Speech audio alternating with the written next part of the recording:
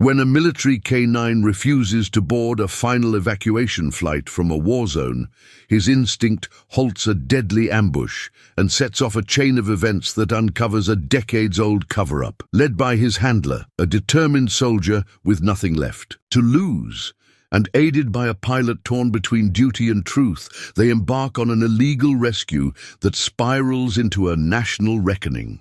As government agents move to silence them, the bond between soldier and dog becomes the last line of defense against an invisible enemy. But exposing the truth comes with a cost, and not everyone will make it home. Will courage, loyalty, and a dog's unshakable instincts be enough to break the silence? Hold on a moment before we move forward. Let us know where in the world you're watching from. And if you're loving these stories, don't forget to hit subscribe. Tomorrow's episode is going to be absolutely mind-blowing. In the searing heat of southern Afghanistan, under a sky so pale it looked burned out by war itself, silence settled over the crumbling forward operating base like a curse. The kind of silence that doesn't bring peace, but a warning, and before the next dawn, that silence would scream. At the edge of the base's fractured airstrip, a single C-130 transport aircraft stood ready, its engines humming low like a beast chained by duty. The crew moved with tired precision, their faces drawn, eyes flicking constantly toward the horizon. They all knew what this flight meant. It wasn't just the last cargo out, it was the last hope. Inside the cockpit, Lieutenant Colonel Mark Hendley adjusted the worn strap of his headset. A seasoned Air Force pilot with over 2 decades of deployments under his belt, he had flown in and out of more war zones than he could count. He'd seen cities fall, watched empires crumble, and carried bodies wrapped in flags.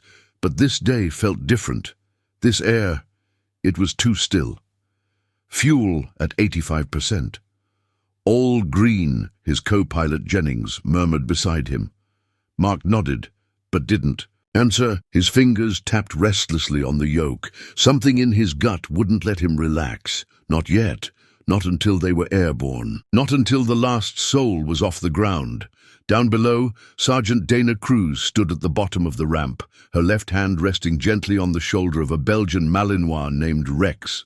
The dog's stance was rigid, his ears perked, nostrils flaring. Against the windless air, he wasn't panting, he was listening. Rex had served 4 tours alongside Dana, a specialized military K9 trained for search, rescue, explosive detection, and something else. Something no one could put on a form or teach in a classroom. Intuition. Rex didn't just react, he anticipated. "You good boy?" Dana whispered, kneeling beside him. Her hand moved over his vest, checking every strap, more out of habit than necessity. "Let's go." But Rex didn't move. She tugged the lead gently. "Rex, come." Nothing. Instead, the dog planted his front paws harder into the gravel and emitted a low, guttural growl, directed not at her, but at the empty horizon. Dana's brows furrowed. She turned to see what he saw. Sand, silence, ruins of a compound long abandoned. Nothing moved. She clicked her radio. "Crews to flight deck. Be advised. Rex is refusing to board." There was a pause before Mark's voice came through, calm but skeptical. "Repeat that?" "He's planted, staring off into the northeast sector. I've never seen him like this, sir." Mark leaned forward, peering out the cockpit window toward the direction Dana mentioned. "No visuals." "Orders?" Dana asked. Mark exhaled, eyes narrowing. He knew what the clock said. Liftoff was scheduled in 6 minutes. Civilians were already being loaded. Any delay could cost them everything. But he also knew war. And he knew dogs like Rex didn't bark at ghosts. "Hold boarding," he said finally. 5 minutes. "Roger that." Inside the aircraft, murmurs started to spread. A pair of Marines waiting near the cargo bay leaned out toward the ramp. "What's the hold-up?" one asked. "The damn dog won't move," replied a sergeant, shaking his head. "You believe that? We're holding the last flight out for a dog." "Not just a dog," Dana muttered, placing a hand on Rex's flank. "He's telling us something." But Rex wasn't just alert. He was warning. His ears flicked, then flattened. His jaw clenched, eyes locked on the same empty ruins. Then in a heartbeat, he bolted 2 steps forward and barked once, sharp, urgent, like a pistol shot. That's when the first mortar hit. The air exploded, dust and fire burst from the northeast compound, followed by a scream of metal and shrapnel. Screams filled the tarmac. Rex lunged back toward Dana, shoving her hard to the ground, just as a second blast tore through the outer wall of the base. Mark's voice crackled on the radio. "Incoming! Everyone down! Evade and cover!" Chaos erupted. Civilians dropped. Soldiers scrambled. Sirens wailed. Rex stood over Dana, teeth bared, scanning the battlefield like he'd done 100 times before. From his cockpit, Mark saw it all. If they had taken off 5 minutes earlier, if they had ignored the warning, they would have been halfway down the runway when the second mortar struck. The plane would have been engulfed in fire. He stared at the dog. That damn dog just saved them all. Back on the ramp, Dana pulled herself to her feet. Her lip was bleeding. Rex stood beside her, unshaken. "Good boy," she whispered, choking back the emotion. "You saw it coming, didn't you?" A black plume of smoke twisted into the sky. The airstrip behind them now cratered and scarred. But it wasn't over. Gunfire erupted from the east fence. A squad of Taliban fighters had used the mortar barrage as cover. They were storming the compound. Mark grabbed his radio. "This is Flight Deck Alpha. Reinforcements requested. Coordinates. 2 clicks east of tower. Hostiles breaching the perimeter." Through the din, a voice returned. "Copy that, Alpha. Armor inbound." And in the chaos, Rex moved. Not away from the danger, but toward it. Nose low, muscles tense, like he knew something else was out there. Something more than bullets and bombs. Something alive. "Rex!" Dana called out. "Where are you going?" He didn't look back, because the mission wasn't over. Not yet. The wind had changed. Dana Cruz could feel it against her skin, hot and stinging, thick with grit and tension. The second mortar round had left a smoking crater in the far wall of the base, its detonation sending a shockwave that seemed to jolt the entire skeleton of the compound. Sirens continued to scream in the distance. Radios blared in bursts. Soldiers barked orders through clenched jaws as they pulled the wounded into cover. But Rex, he remained still, a sentinel of muscle and instinct, eyes locked ahead. The crew had reassembled quickly after the blast. They'd done it so many times before, scrambling to secure gear, tending to casualties, reinforcing the perimeter with the precision only years of service could teach. There was no panic, just grim efficiency, but that didn't make it less terrifying. What chilled Dana wasn't the sound of artillery or the acrid sting of smoke. It was the fact that Rex still wouldn't move. He stood at the bottom of the C-130's ramp, unmoving, as if welded to the ground. His leash hung loose from Dana's glove. Around them, Marines rushed the evacuees back toward the aircraft. An army chaplain helped an elderly Afghan woman to her feet. A teenage interpreter clutched his father's broken arm and screamed for help. Dana wanted to grab Rex and go, but he wouldn't even budge. "Rex, come on," she urged, her voice tight. "We need to move." No reaction. She stepped closer, bent down to meet his eyes and whispered, "They'll leave us behind." Still. "Nothing." Mark's voice cut through the comms, tense but steady. "Ground crew, status check. Boarding needs to resume. We've got more birds incoming." Dana pressed the radio to her mouth. "Rex is holding. Something's wrong. I think it's not over." There was a pause. "Longer than usual. I trust your instincts," Mark replied. But the window's closing. The dog's body was rigid. Not from fear, from focus. His eyes scanned a point just past the airstrip, an old service tunnel that curved beneath the abandoned side of the base. The blast radius from the mortars had buried part of the tunnel in rubble, but not enough to collapse it completely. No one had checked it, not yet. And now Rex was staring straight at it, his hackles up. Dana turned her eyes toward the tunnel entrance. It was dark, silent, but something about it didn't feel right. She squinted, and then she saw it, a flicker, movement, a shape, gone as fast as it came. Her stomach dropped. "Hanley," she radioed, standing. "Confirm. Do we have eyes on the old tunnel near southeast sector? Mark flipped through the external cameras and zoomed. Negative. That sector was cleared earlier. It's not clear anymore, she muttered. I just saw movement. What kind? I don't know. She reached for her rifle. But Rex saw it before I did. Mark was silent for a second. Then he called out to his crew. Jennings. Delayed departure. 30 seconds max. Cruise has a visual. Inside the aircraft, the atmosphere was tight. Tension crackled in the air like static. The evacuees were confused, scared. One of the loadmasters leaned against the wall of the cargo. Bay jaw tight. Seriously? He muttered, holding up a military evac for a damn dog. Mark didn't even glance at him. That damn dog just saved your life 5 minutes ago. Outside, Dana approached the tunnel entrance, rifle up, Rex at her side, still alert, but walking now, only because they were going toward the threat. The air smelled like smoke and iron. Every step felt like it echoed too loud. She reached the mouth of the tunnel and crouched. The light was low, just enough to see about 15 feet in. Rex didn't growl, he listened. She heard it next. A shuffle, a scraping of boots, whispers, not Marines. She signaled to Rex with a gesture. Go silent. Circle. The dog slipped into the shadows like a ghost. Dana followed close behind, heart pounding in her chest. The tunnel dipped, then curved. She pressed, her back against the wall, and waited. Then, movement. 2 men in civilian clothes stepped into view, armed with rifles too clean, too modern to belong here. Their accents weren't local. They weren't Taliban. They weren't military either. One of them raised a scope, scanning toward the airstrip. We've got maybe 1 minute left, he said in English. Targets boarding now, the other answered. Make it count. Dana's blood ran cold.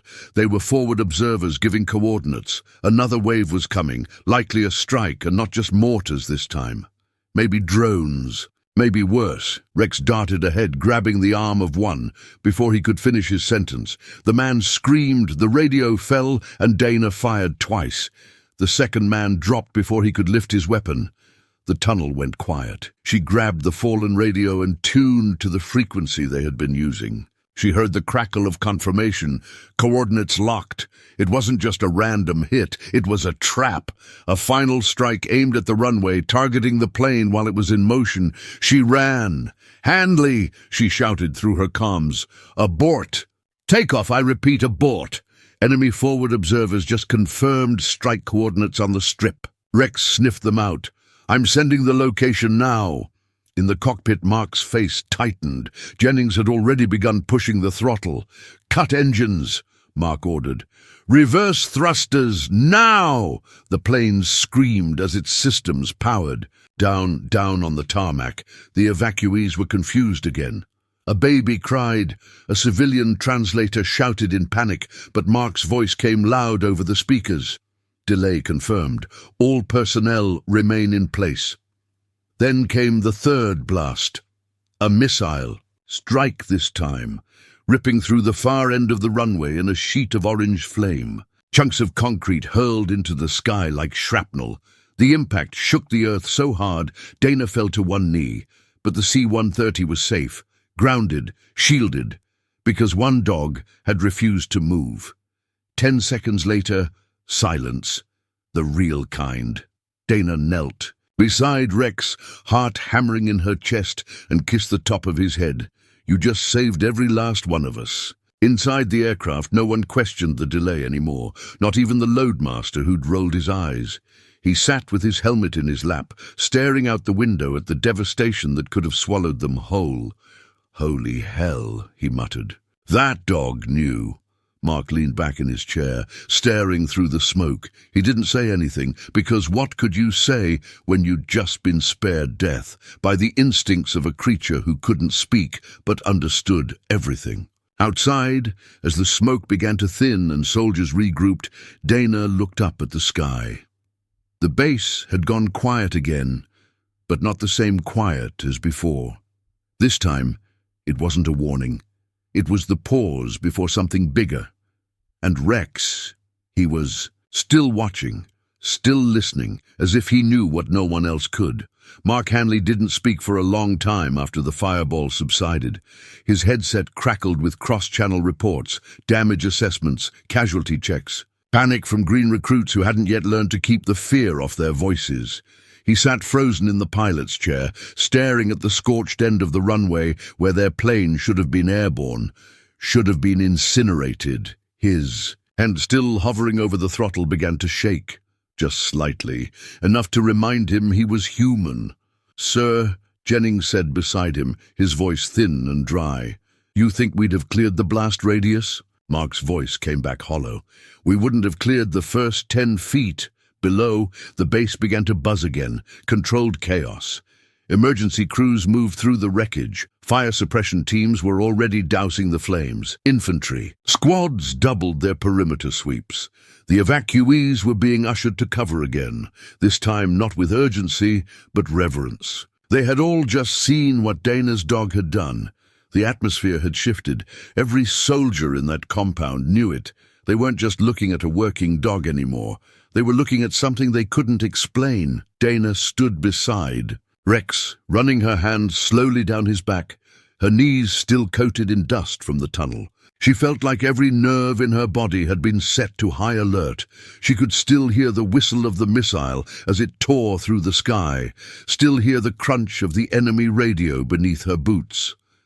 She'd never trusted anyone or anything in the field the way she trusted Rex. He had saved her before, on patrol, on raids, even once during a night ambush when he'd warned her seconds before an IED would have taken her legs. But this was different. He'd stopped an entire disaster, an unprovoked, coordinated strike that had nearly wiped out the last hope of dozens of civilians. A colonel from base command stormed toward her, face tight with fury and confusion. His voice barked like a rifle report. "Sergeant Cruz, who authorized you to enter the southeast tunnel." Dana straightened. "No one, sir. You realize this was a breach of evacuation protocol?" "Yes, sir." "Then why, in God's name?" "Because my dog wouldn't move." That shut him up. He stared at her for a beat, blinking. "He wouldn't move." "No, sir, and he's never wrong." Rex stood beside her like a statue, ears still flicking. At every sound, head turning every few seconds toward the still smoking end of the runway. The colonel glanced down at him. The intensity in the dog's eyes was unnerving. "You're telling me this entire operation, this aircraft, these civilians, our men, were saved because your mutt didn't feel like boarding the plane?" Dana's voice dropped, low and precise. "I'm telling you, Rex detected something the rest of us didn't, and because of that, we're all still breathing." A long silence passed between them. Finally, the colonel exhaled sharply and muttered, "Jesus Christ." Then he turned and walked away, speaking rapidly into his comms.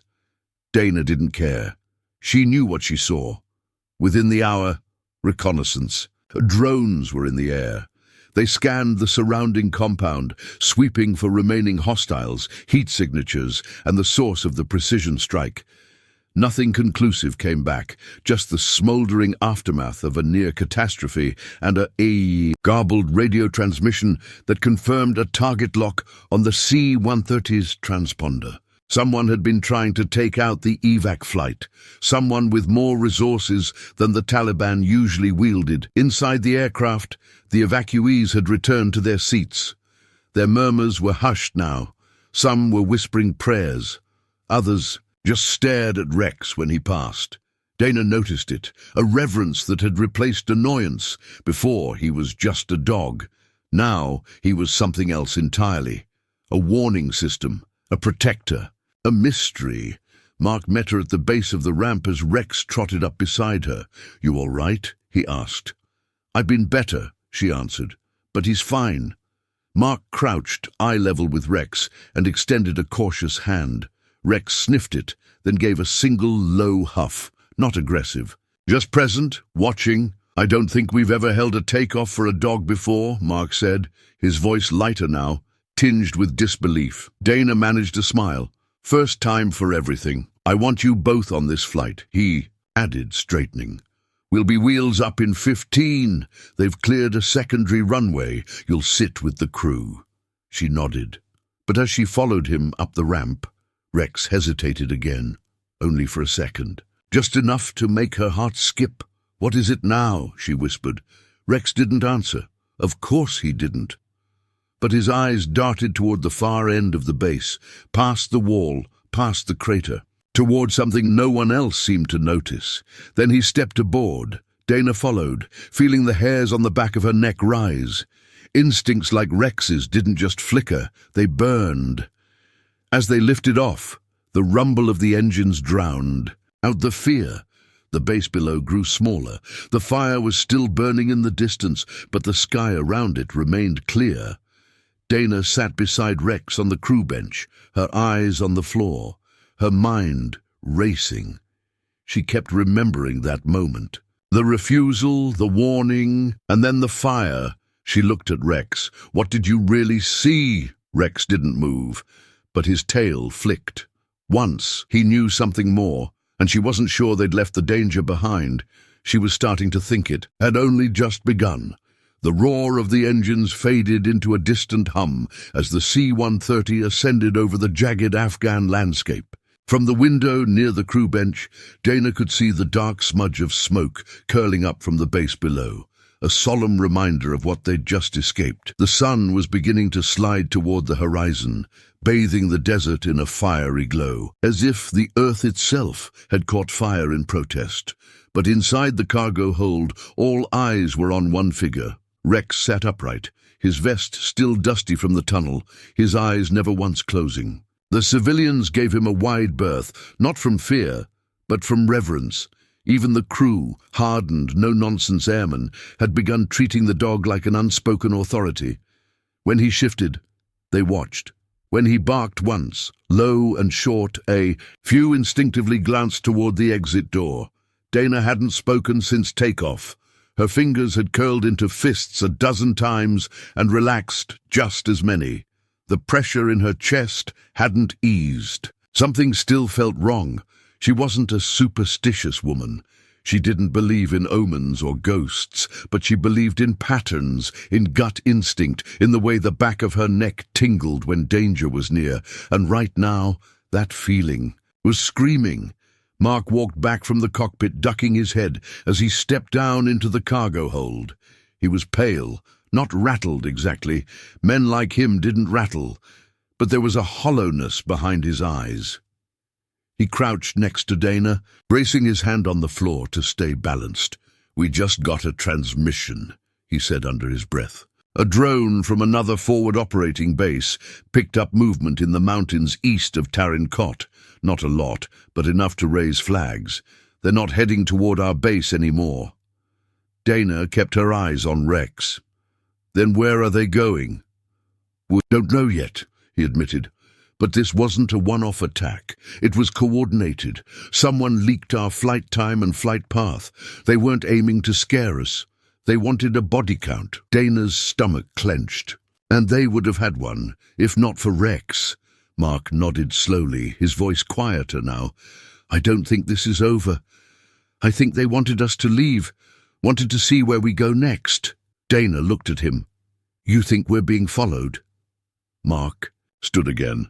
"I think this dog saw something we haven't even begun to understand." She didn't disagree. The flight lasted another hour before the pilot's voice crackled over the intercom, informing them they'd be touching down at a satellite outpost in the Central Highlands, smaller than Tarin Kot, but secure. Reinforcements had arrived ahead of them, tightening every checkpoint and rechecking evacuee manifests 3 times over. No one was taking chances now. As the ramp lowered and sunlight spilled into the plane, Rex rose first. His steps were slow but deliberate. Not tired, deliberate. His nose twitched into the air, catching invisible signals. Dana followed close, scanning the perimeter. A line of soldiers stood at attention near the tarmac, weapons slung tight, their expressions unreadable. They were met by a lieutenant from Delta Company, tall and weathered, with a face like worn leather and eyes that had seen too much. He saluted Mark, then turned to Dana. "We've got orders from top brass," he said. "Full evac still on, but they've cleared 5 hours for rest and recon. Your dog's reputation got here before you did." Dana raised an eyebrow. "What kind of orders?" "You're to debrief in ops, and the dog he's requested by name." She blinked. "By who?" The lieutenant gave a faint smile. "By everyone." They made their way into the makeshift command center, a prefab building with flickering lights and 2 long tables covered in intel maps, laptops and open ration packs. A cluster of soldiers, huddled around a screen displaying live drone footage. The moment Dana and Rex entered, conversation stopped. All eyes turned. An older captain stepped forward, a silver-haired man with an Army Ranger's posture. "This the one?" Dana nodded. "This is Rex." The man crouched, extending his hand the way someone might offer respect to a general. "He's the reason your C-130 didn't become a burning crater." "He is," she said simply. The captain stood, nodding to the screen. "Then maybe he can help us again." The footage showed a ridgeline. Calm, still, too still. The heat. Signatures moved like whispers across the thermal display. Figures shifting in and out of view like ghosts. Recon confirms a group of non-local fighters using old Mujahideen trails. No emblems, no flags, coordinated gear, not Taliban, not locals either. Dana leaned in. "Then who are they?" "Don't know yet, but their direction puts them on a path straight through the old Sangha Valley. And guess who's stationed?" "There?" Mark entered behind them. "Civilians." 52 of them, the captain confirmed, mostly aid workers, 2 nurses, a linguist. "We were planning evac in the morning." Dana looked at the screen again. "They'll never make it to morning unless someone gives them cover tonight." There was no hesitation in her voice. "I'll go." Rex stood beside her, as if he'd been waiting. Mark stepped forward. "So will I." The room fell quiet. The captain glanced between them, then gave a single nod. "All right, you've got 2 hours to gear up. You'll take 2 fire teams. And a convoy. We're sending drones ahead, but don't expect precision. You're going in low and fast." Dana knelt beside Rex, her hand sliding under his collar. "You ready, partner?" Rex didn't move, didn't blink, didn't need to, because he was already ahead of her, already tracking the fight before it arrived. The convoy cut across the desert like a steel spine, a column of armored Humvees pushing through the dusk under. A sky the color of burnt copper. Dust rose in thick clouds behind them, veiling the setting sun and coating everything in a fine layer of grit. Inside the lead vehicle, Dana sat with her rifle across her lap, helmet tight, eyes fixed ahead. Her fingers tapped rhythmically on her leg, not from nerves, but calculation. She wasn't afraid. She didn't have the luxury. Not with Rex sitting beside her, his head low, ears perked, eyes scanning through the ballistic glass as if he knew what lay beyond the ridges they hadn't yet crossed. Mark rode in the second. Humvee, headset on, eyes buried in the drone feed displayed on his tablet. The infrared camera blinked with movement, ghostly figures moving toward the Sangha Valley. They were well spaced, disciplined, not the erratic bursts of tribal fighters. He zoomed in. They moved with tactical precision, always in threes, covering blind spots, checking their six. This wasn't random. This wasn't chaos. It was a plan, and they were late. By the time the convoy reached the edge of the valley, night had fallen. No stars, just cold wind and shadows. They stopped short of the village, a half-mile out, engines off. The world settled into a terrifying silence. No gunfire, no shouts, no sign of the 52 aid workers they had come to protect. Dana dismounted first, followed by her fire team. Rex dropped to the ground, nose to the wind, paws crunching over dry soil. His tail stiffened, not in fear, but alert. He looked to her once, then started moving. Not toward the village, away from it. "Hold formation," Dana ordered. "Rex has something." The soldiers hesitated. Mark didn't. "Move with her," he said, stepping out of his vehicle. "That dog hasn't." been wrong yet. They followed Rex over a rise of rocks, down a slope scattered with rusted metal and broken foundation stones. Ahead lay the remains of what had once been a small outpost, burned, buried in dust, long forgotten. Rex stopped at the entrance of a collapsed shack, sniffed once, then growled. Dana raised her hand. Two men swept in beside her, rifles up, flashlights tight. She pushed open the door with the barrel of her weapon. Inside it smelled like blood and smoke. The flashlight beams caught on something in the corner, a boy, maybe 10, maybe 12. His skin was dark with soot, his shirt torn, one arm held tight against his body. His eyes widened as the light hit him, but he didn't scream. He didn't move. He just stared. Dana lowered her rifle slowly. "It's okay," she said, kneeling. "We're not here to hurt you." Rex stepped in behind her, silent. The boy flinched at first, then stopped. His eyes locked with the dog's. Something passed between them, something wordless. Dana switched to Pashto.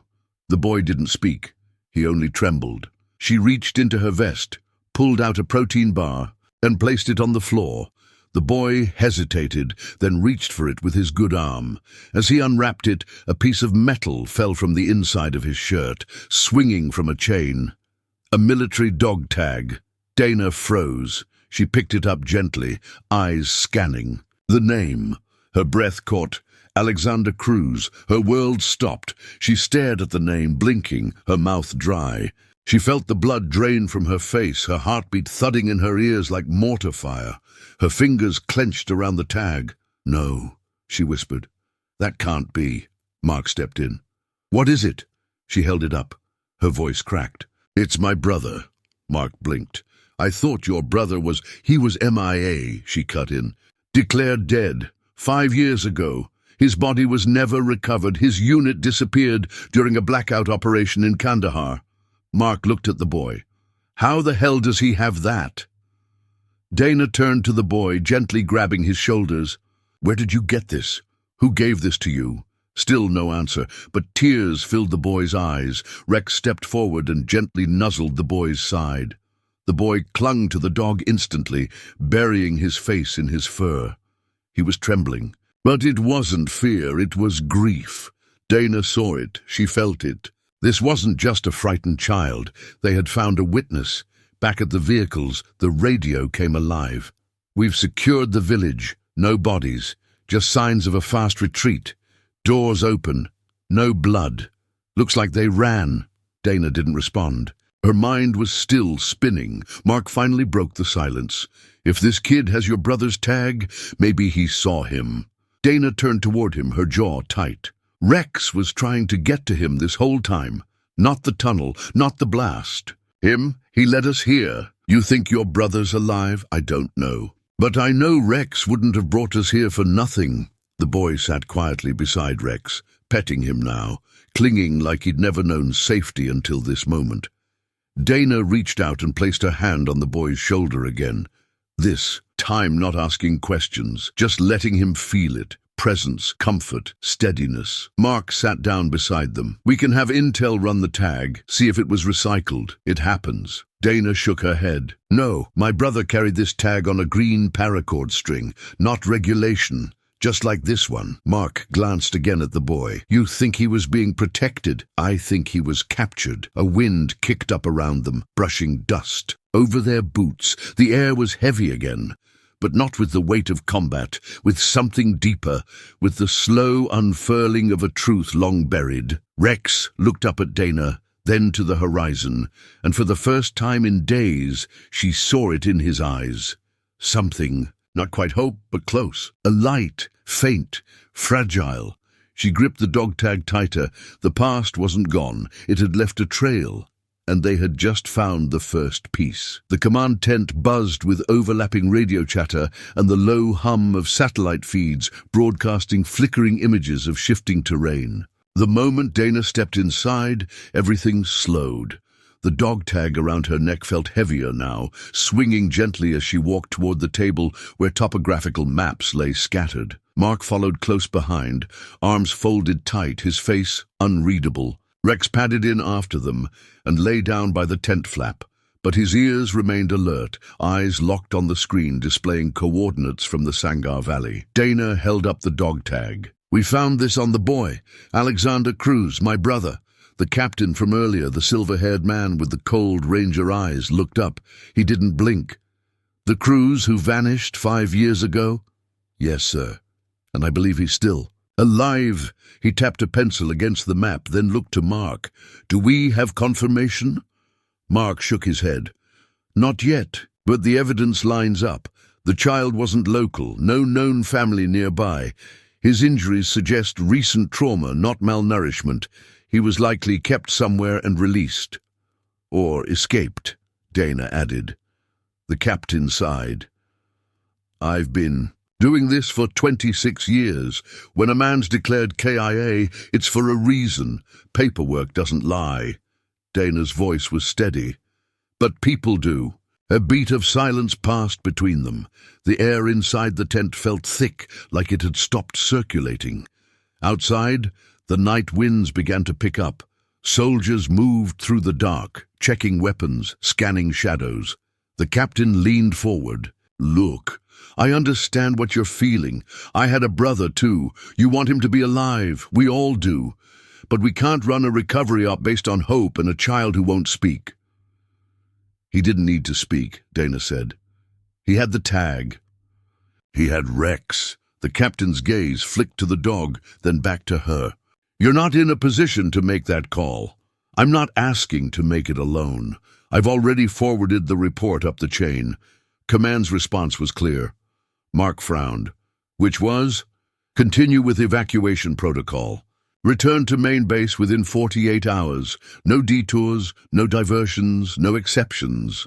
Dana felt the heat rise in her chest, a slow boil that reached her throat. "So that's it? Pack up and leave?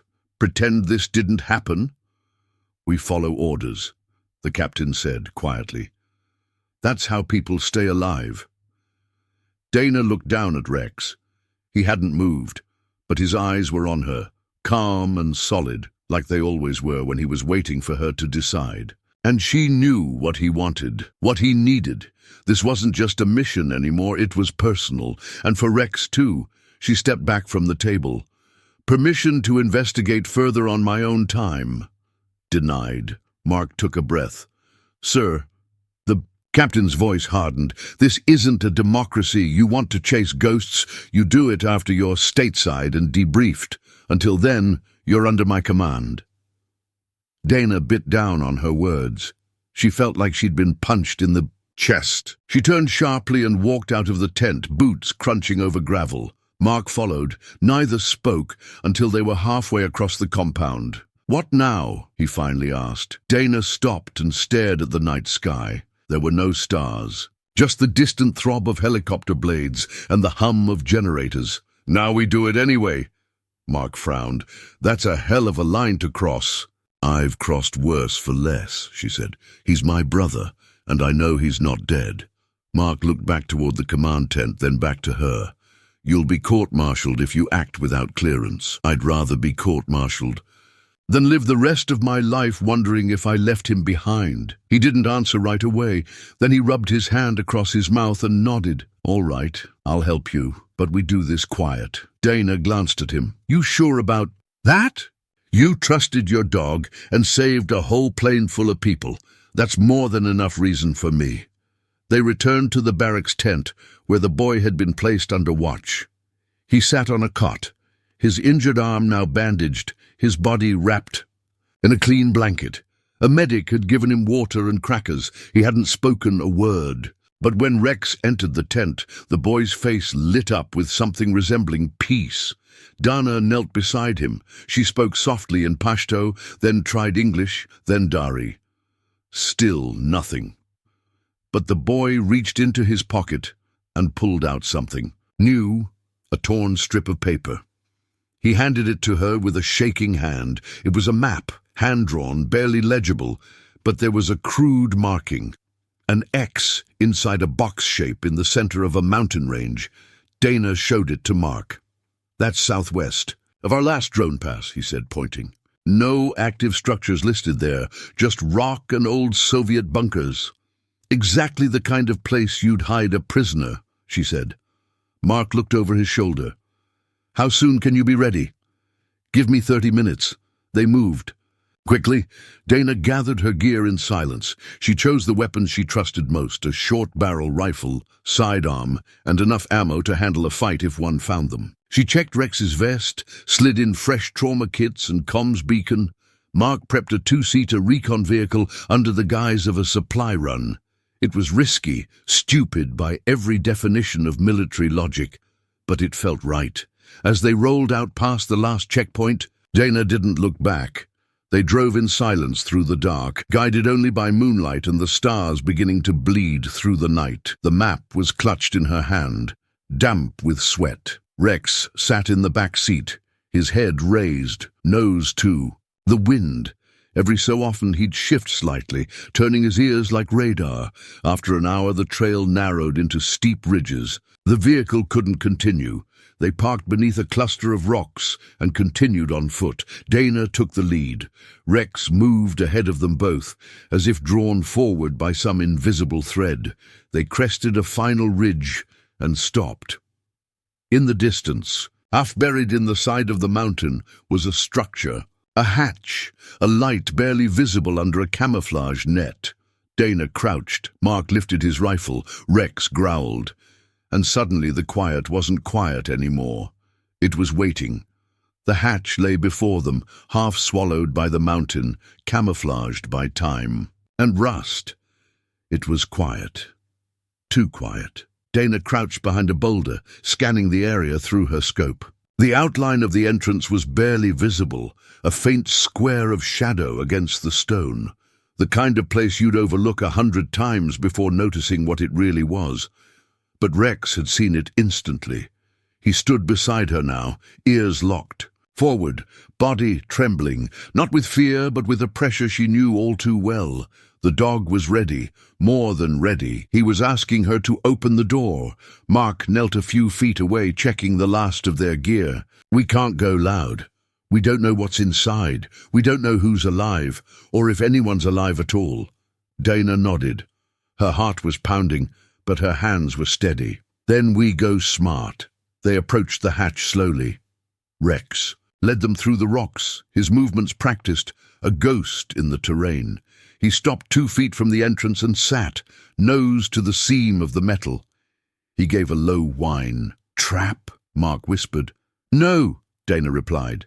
He smells someone. She pulled out a stethoscope disc from her pocket, standard field gear, and pressed it to the steel.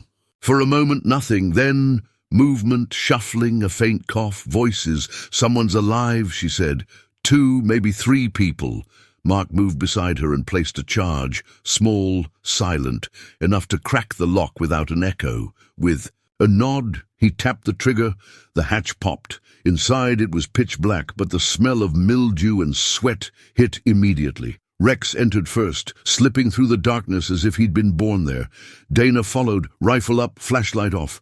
They moved down a narrow tunnel, descending into cold air and damp stone. The silence was almost physical, like the bunker itself didn't want to be found. They reached a chamber, small, square, reinforced with decaying concrete.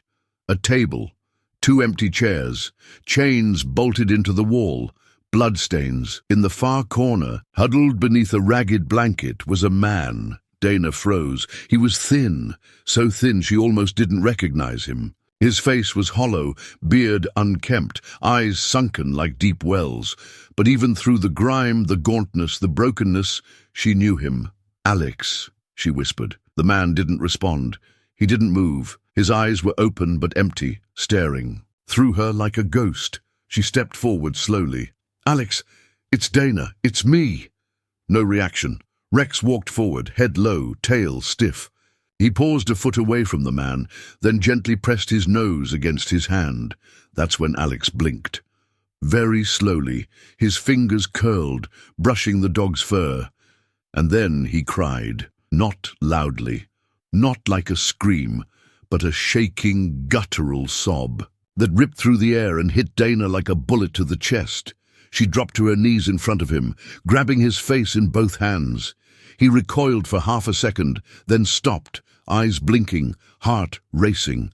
"I thought you were dead," she whispered. He coughed, weak, raspy, and for the first time his voice cracked through the dark. "So, did I?" Mark knelt beside them, eyes flicking between the siblings. "We need to move, now." Dana nodded. She pulled a canteen from her vest, tilted it to Alex's lips. He drank like it hurt. She helped him to his feet. He could barely stand. She turned to Rex. "Lead us out." The dog didn't hesitate. He turned and walked ahead of them again, slow and cautious, as if he knew how fragile the moment was. The trip out was longer, harder. Alex stumbled more than once. Mark had to carry most of his weight, but Dana never let go of his hand. She kept glancing at Rex, who never looked back, just kept going, like his duty hadn't been fulfilled until every last step was done. When they reached the surface, the wind had picked up. A sandstorm was brewing. In the distance, Dana radioed in coordinates. No full truth, just enough to get a medevac.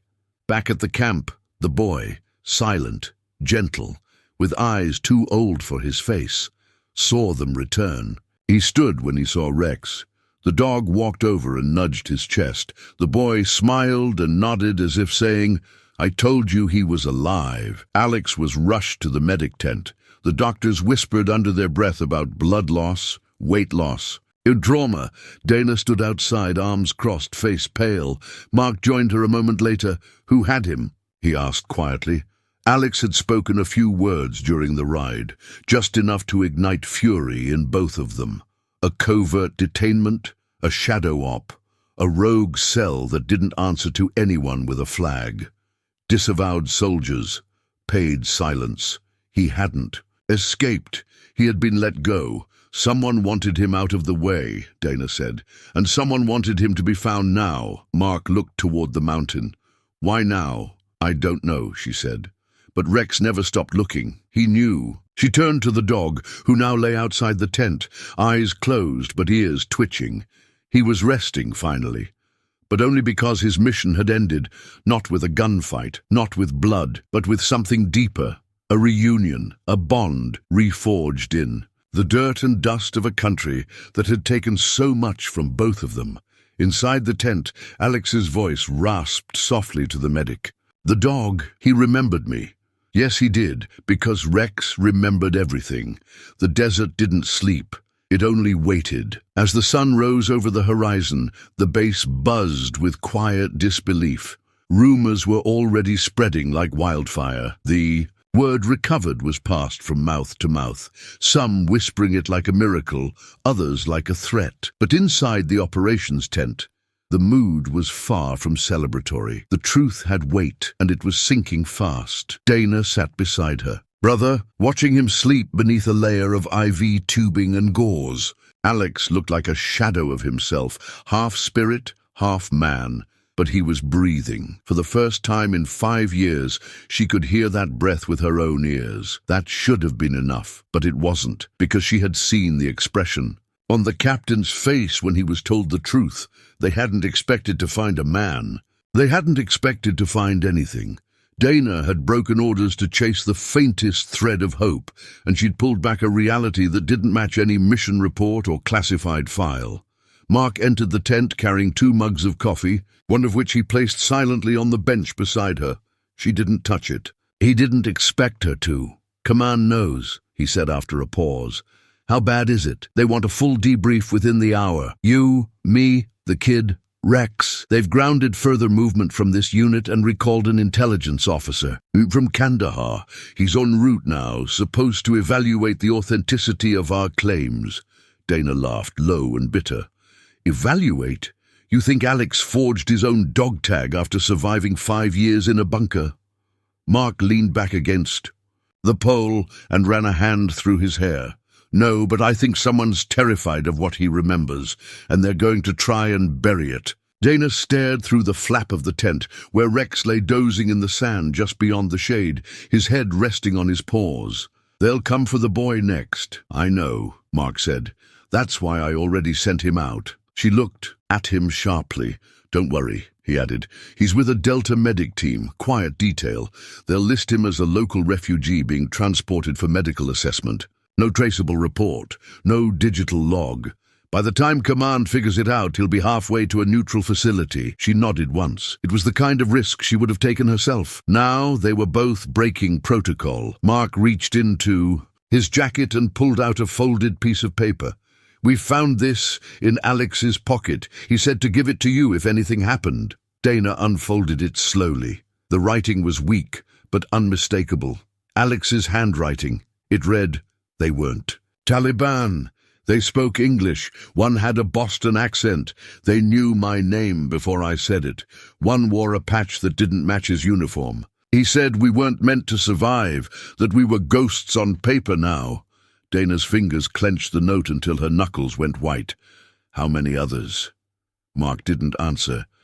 I want access to his mission logs, his deployment, files, everything. Even if it's locked, especially if it's locked. A medic stepped into the tent just then. Sergeant Cruz, they're requesting you for the debrief now. Dana stood. She glanced once more at her brother, then followed the medic out, Rex falling into step beside her like a shadow. The makeshift debrief room was a bare-bones container unit, stripped of any comfort. Inside were two officers, both unfamiliar. One wore fatigues without insignia. The other sat behind a laptop, hands folded, eyes cold. The man with no insignia stood as Dana entered. "Sergeant Cruz, please, have a seat." She sat. He clicked a pen. "You understand why you're here?" "Because I found a U.S. soldier listed as KIA, alive. Because you violated direct orders and conducted an unauthorized operation into a restricted zone." Dana didn't blink. "I followed the lead of a military working dog with a perfect record who detected a survivor. You disobeyed orders. I followed my instinct." The man leaned in. "That instinct may have just put you in front of a court-martial." Rex, seated beside her chair, let out a low, steady growl.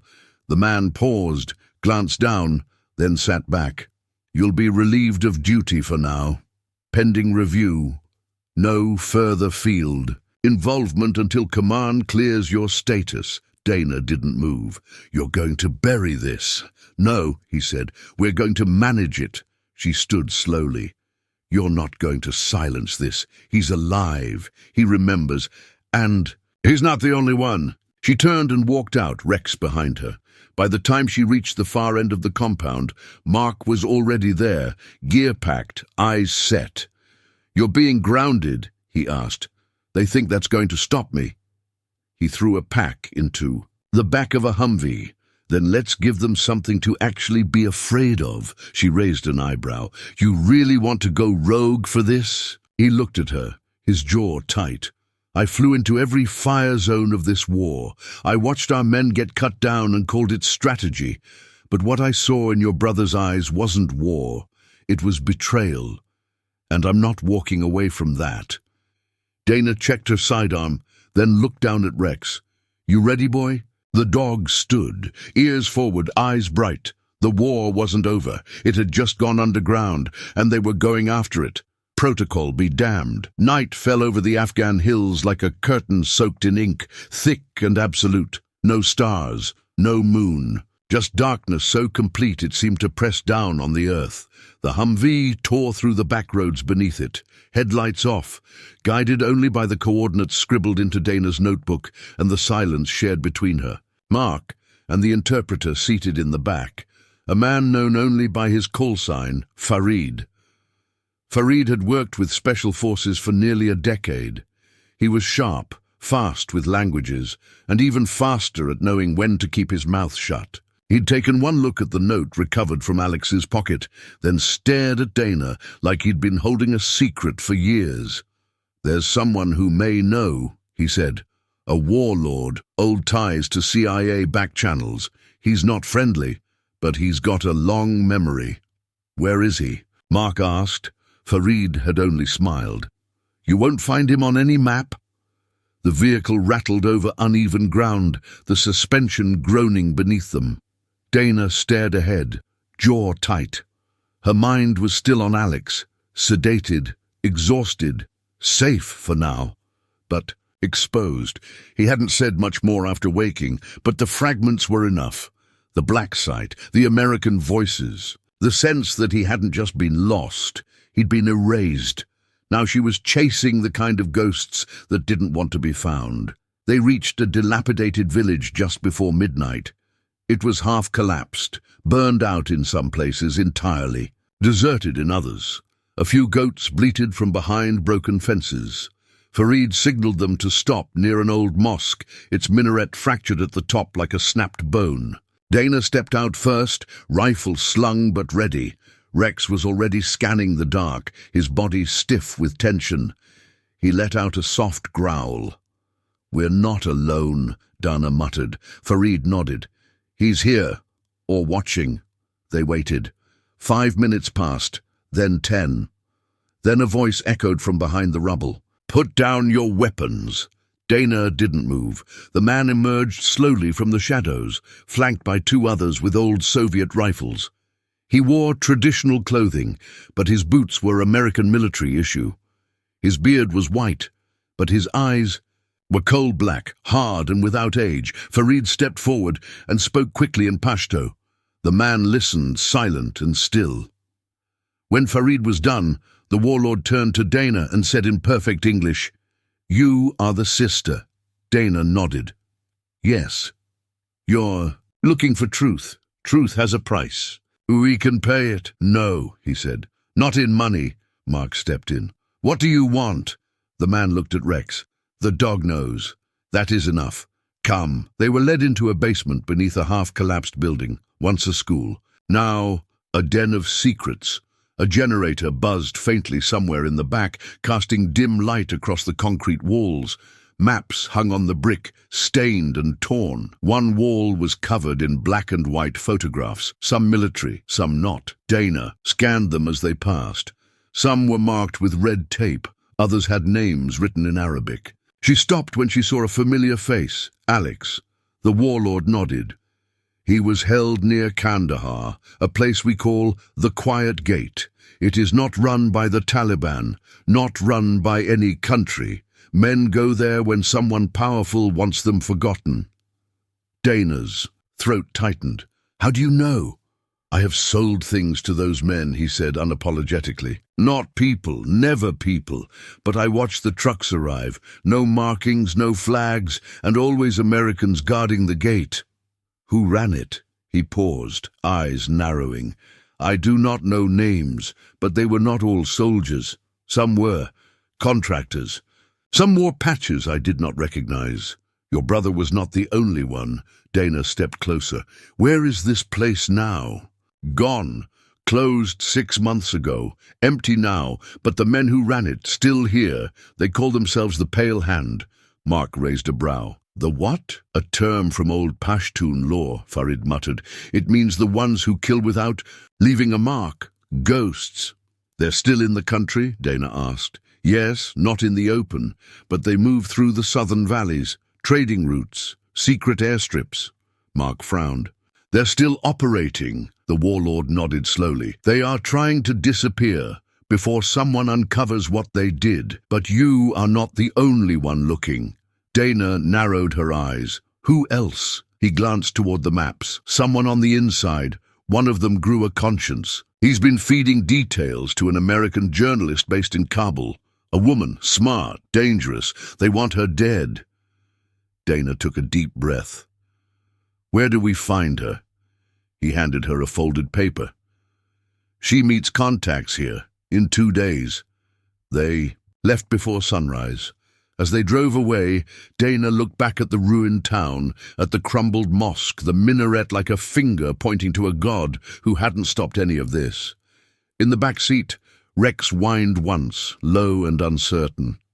They had names now, an alias, a direction, but they also had something else, pressure. When they returned to base, everything had changed. Their access cards didn't work. The guards at the gate had changed, and a new face was waiting in the operations tent, a man in a pressed uniform with a black folder under his arm and no name on his badge.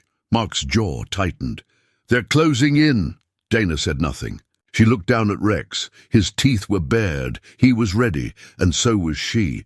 The man waiting in the operations tent wore his uniform like a costume, too clean, too perfect, as if it had never seen a single grain of dirt or a drop of sweat. His boots were polished, soles barely scuffed. Dana recognized the type immediately.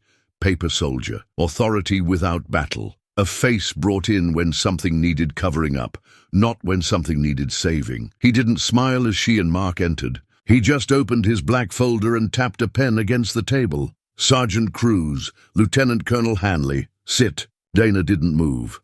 Rex stood at her side, tail still, ears fixed forward. You're not cleared to speak with us, Mark said coldly.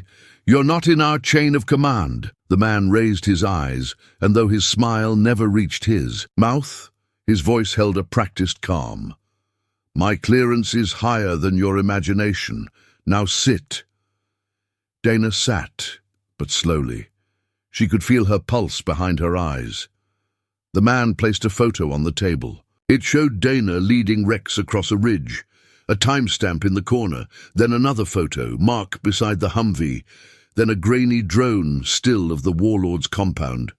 You've been very busy, he said.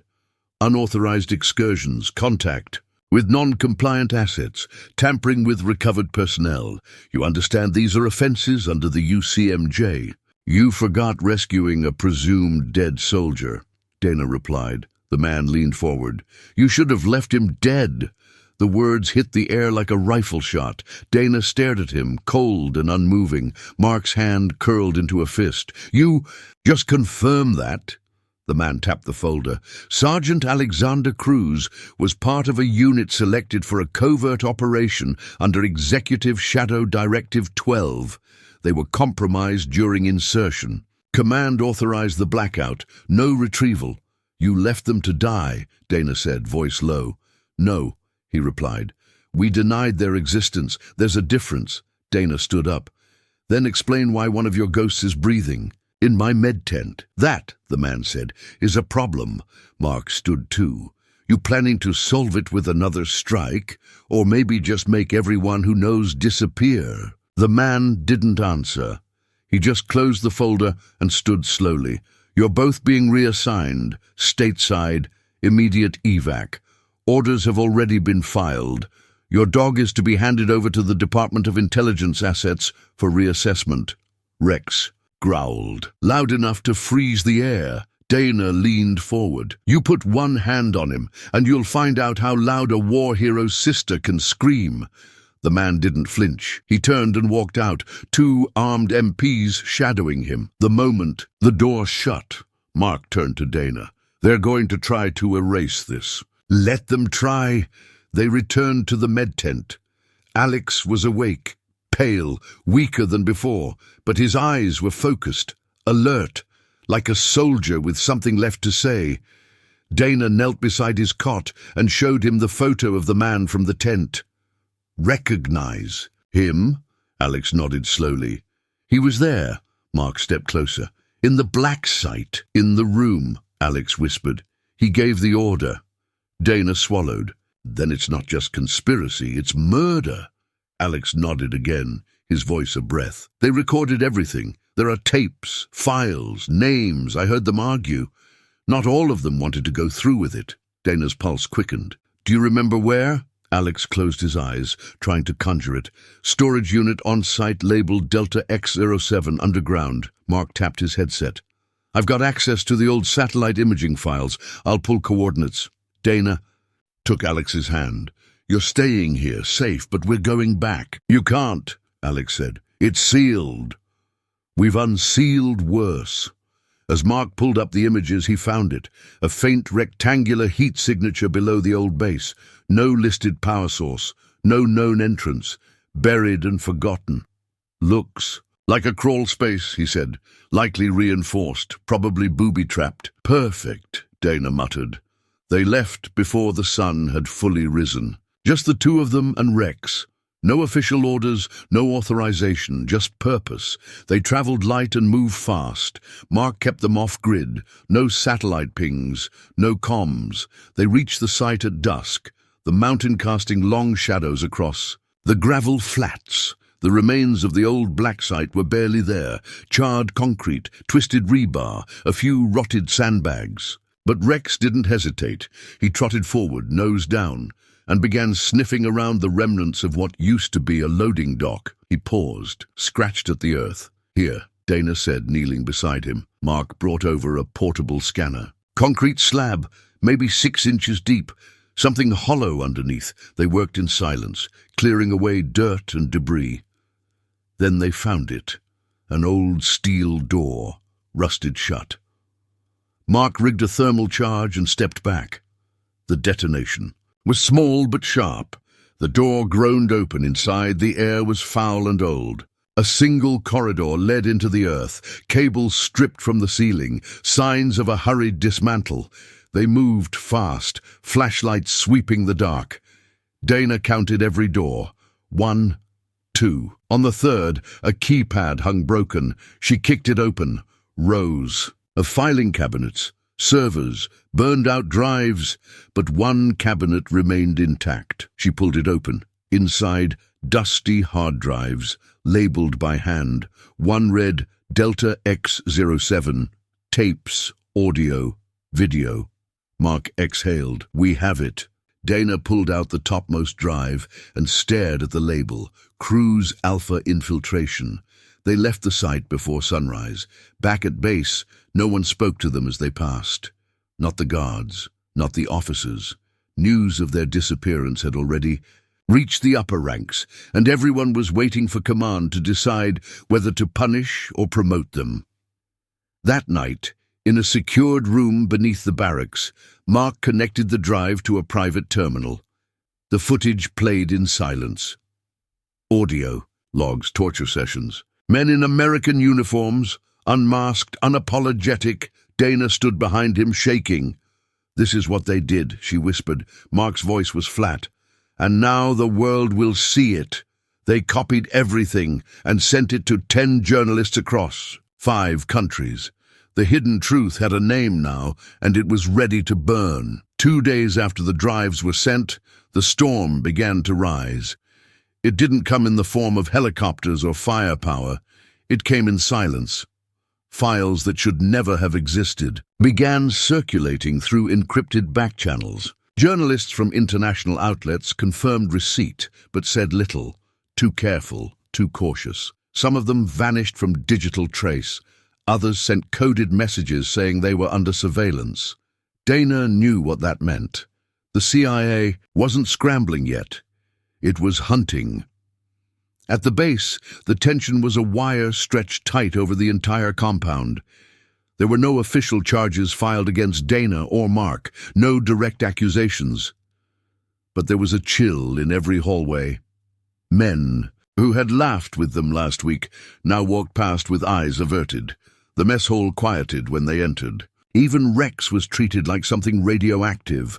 That didn't stop them. The footage from the Delta X07 drive had confirmed everything. Names, faces, voices, men speaking English as they interrogated prisoners illegally held.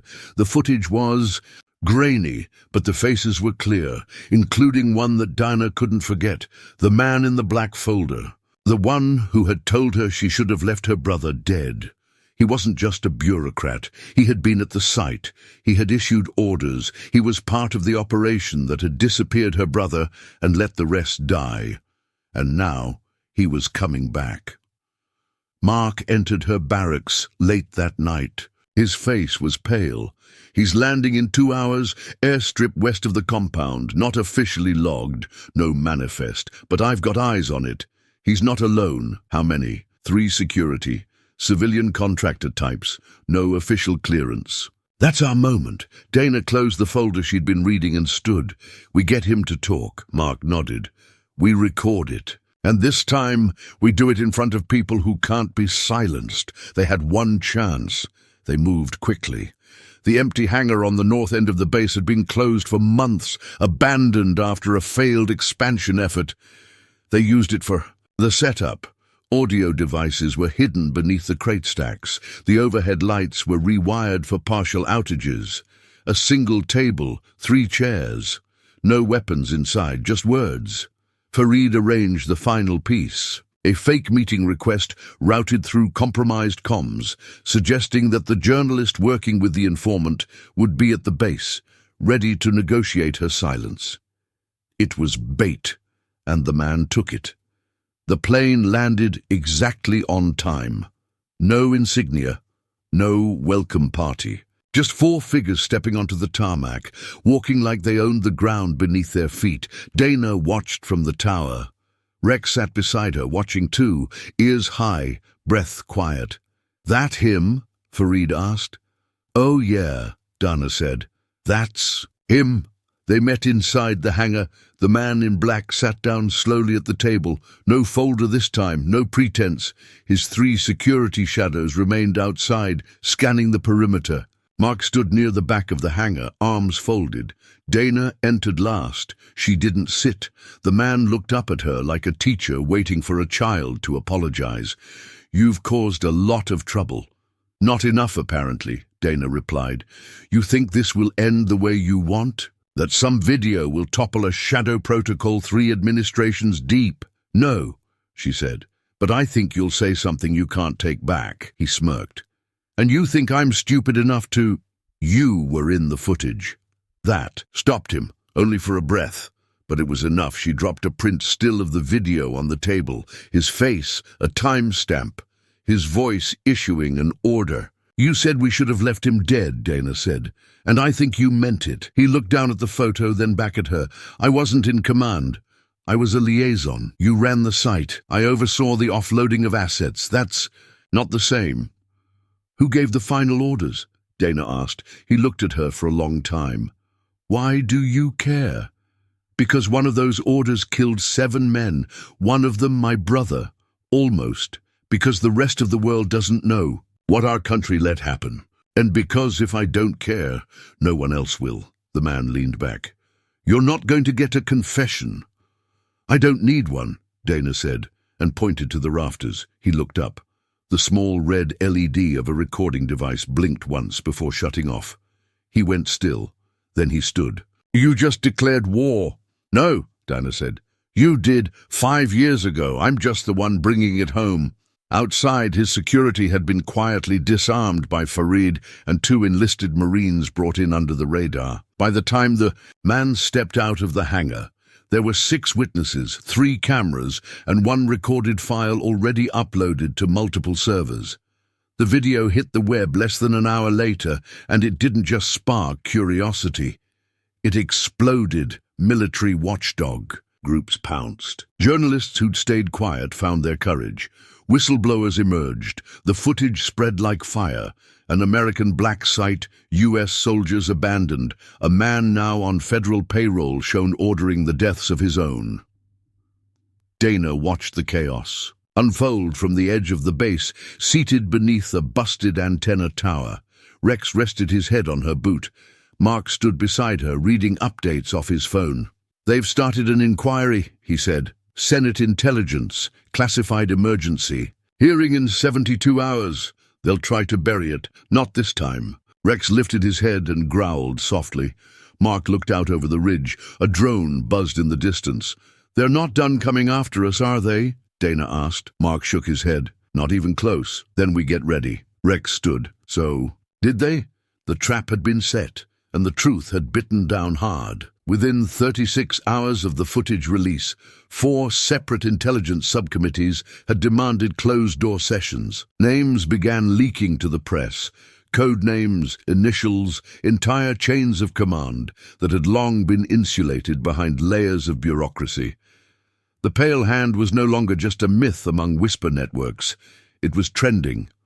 Former operatives were surfacing, some denying, some resigning, some fleeing. What had started as a hidden wound in the corner of the world had become an exposed nerve, raw, untouchable, and undeniable. But the strike came before the truth could finish settling in. Dana was in the med tent checking on Alex when the power flickered. At first it seemed like a routine glitch, one of the many that happened daily under the overworked base grid.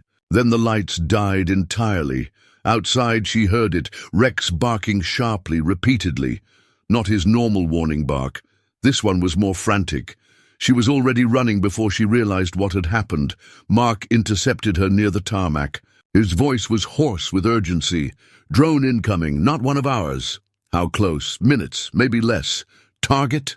He didn't have to say it. The hangar, the black site files, the witness, everything. They sprinted. Rex raced ahead, faster than either of them could follow, his legs flying, tongue back, eyes wide. He didn't hesitate. Not for terrain, not for noise, not for fear. He knew where he needed to be. Dana and Mark reached the hangar just as the first sonic echo cracked overhead, a high, screaming sound like a bone being torn in two. The drone was already visible in the sky. It moved like a mechanical falcon, small and precise, its silhouette razor-sharp against the dimming light. Farid was already inside the hangar, trying to move equipment. "It's too late," he shouted. "They're coming in hot." Mark pulled a hard drive from the command terminal and shoved it into a tactical pouch. "This one has the live backups." Dana turned to grab another, then froze. Rex wasn't in the hangar. He was at the edge of the tent where Alex had been recovering. The cot was overturned. The flap was torn open. Rex was nudging Alex, trying to wake him. Dana sprinted across the compound. Another crack above her, this one louder. Then silence. The drone paused. She could feel it hanging, targeting, waiting for a clear shot. Mark's voice shouted over comms. "You've got 90 seconds. Evac birds are inbound. Get to cover." Dana reached Rex just as Alex opened his eyes. He looked confused, weak, barely able to stand. "What's happening?" he rasped. "No time," Dana said, throwing his arm over her shoulder. "We're going." Rex bolted ahead, guiding them between vehicles, past tents, across the concrete. The noise above grew louder, lower, like the drone had dropped altitude. Dana didn't look back. She trusted the sound. She trusted Rex. They reached the perimeter of the blast zone just as the strike hit. The explosion wasn't cinematic. It was raw, concussive, ripping air from lungs, throwing dust and heat in every direction. Dana felt herself slammed against a wall, her helmet cracking against the edge.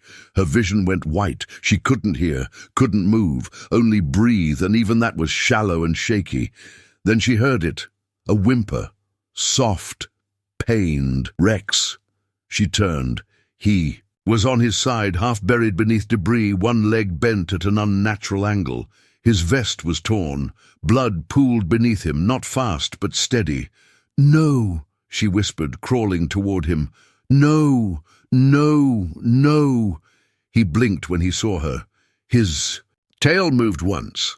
Just once. Dana pulled debris off of him with shaking hands. Her shoulder screamed with pain, but she didn't stop. Mark arrived seconds later, dragging Alex, both of them coughing and bruised. "We've got to move," he shouted, voice muffled. Through the ringing, Dana cradled Rex's head. "We can't leave him." Mark knelt beside her. "We're not. I've got him." He grabbed a stretcher from the med pack, and together they slid Rex onto it. He whimpered but didn't fight. That scared her more than anything. They ran for the evac bird, which had landed just outside the blast range. A para-rescue medic met them halfway and took Alex. Mark handed off the hard drives. Dana stayed with Rex inside the chopper. The noise was deafening. The bird lifted before the side doors were even shut. Sand whipped through the air, blinding, biting. Dana knelt beside Rex as the medic examined him. His breathing was shallow. His leg was definitely broken. Shrapnel had hit his flank. But his eyes were still clear, still watching her. "He took the worst of the shockwave," the medic said. "He shielded you, shielded the boy too." Dana gripped Rex's paw. "You stupid, brave thing," she whispered. He closed his eyes, but he didn't let go. They flew for over an hour, landing at a remote base hospital nestled in a canyon. A private location, no insignia, no press, no reach from the people who had just tried to kill them. A doctor was waiting with a surgical team. Dana followed them all the way to the prep room. "You'll save him," she said. The doctor looked at her. "He's tough, but he's lost a lot of blood. You'll save him." The doctor nodded. Mark put a hand on her shoulder as they wheeled Rex away. Dana didn't speak. She just stood there in the hallway, boots caked in dust, eyes rimmed red. Across the hall, Alex was resting. The explosion had left him dazed, but not broken. Farid sat nearby, monitoring a secure line. Mark took a call from a contact in D.C. "They're panicking," he said when he hung up. "The footage is confirmed. Internal agents are leaking documents now. Congressional hearings are a certainty. They're trying to do damage control, but it's too late." Dana didn't say anything. She looked at the closed doors of the surgical room.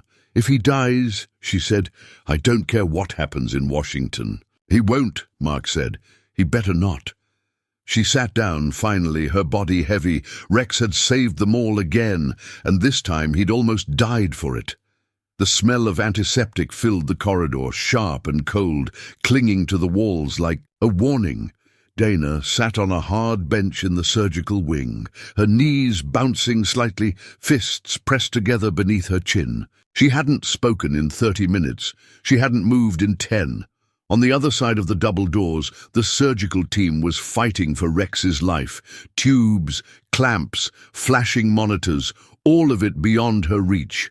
The dog who had saved her. Your brother exposed a buried war crime and warned them all before every attack. Now lay torn open under fluorescent lights, his fate suspended between breath and blood. Mark paced nearby. He'd offered coffee, water, silence. None of it helped. His phone buzzed again. Another update from D.C. More words he didn't want to read. Congressional aides threatening whistleblower charges, operatives being relieved of duty in suspicious numbers. Legal teams mobilized. Black bags quietly vanishing from their posts. The operation was in retreat, but it wasn't done swinging. And the drone strike on the base had proven that. They had been willing to kill everyone just to erase the evidence. And now, as the media storm widened, Dana's name was in it. So was Rex's. Across the hallway, Alex stirred. The sedatives were wearing off, and for the first time since his rescue, he looked truly alert. He watched Dana from his cot, the same. Way a brother might watch a younger sibling pacing before a deployment, worried but proud. He said nothing. He didn't need to. His eyes carried years of silence, and the kind of understanding only someone who had survived captivity could offer. He knew this wasn't over. Rescued didn't mean safe. Not in this war. Finally, the doors to the surgical room opened. A woman in scrubs stepped out, her hands still gloved, her eyes tired, but not defeated. She peeled off her mask. "He made it," she said. Dana exhaled a breath so deep it left her shaking. Her hands fell to her sides, and her head dropped forward for a moment, like the weight she'd been carrying had finally been allowed to slip from her shoulders. "We had to remove shrapnel near the lung," the doctor continued.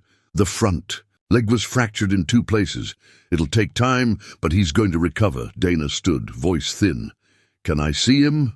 "He's groggy, still under, but yes." They led her into the room, where Rex lay on a padded table, his body wrapped in gauze and lined with tubes. One paw twitched slightly as she approached. His eyes opened just a slit. "Hey," Dana whispered.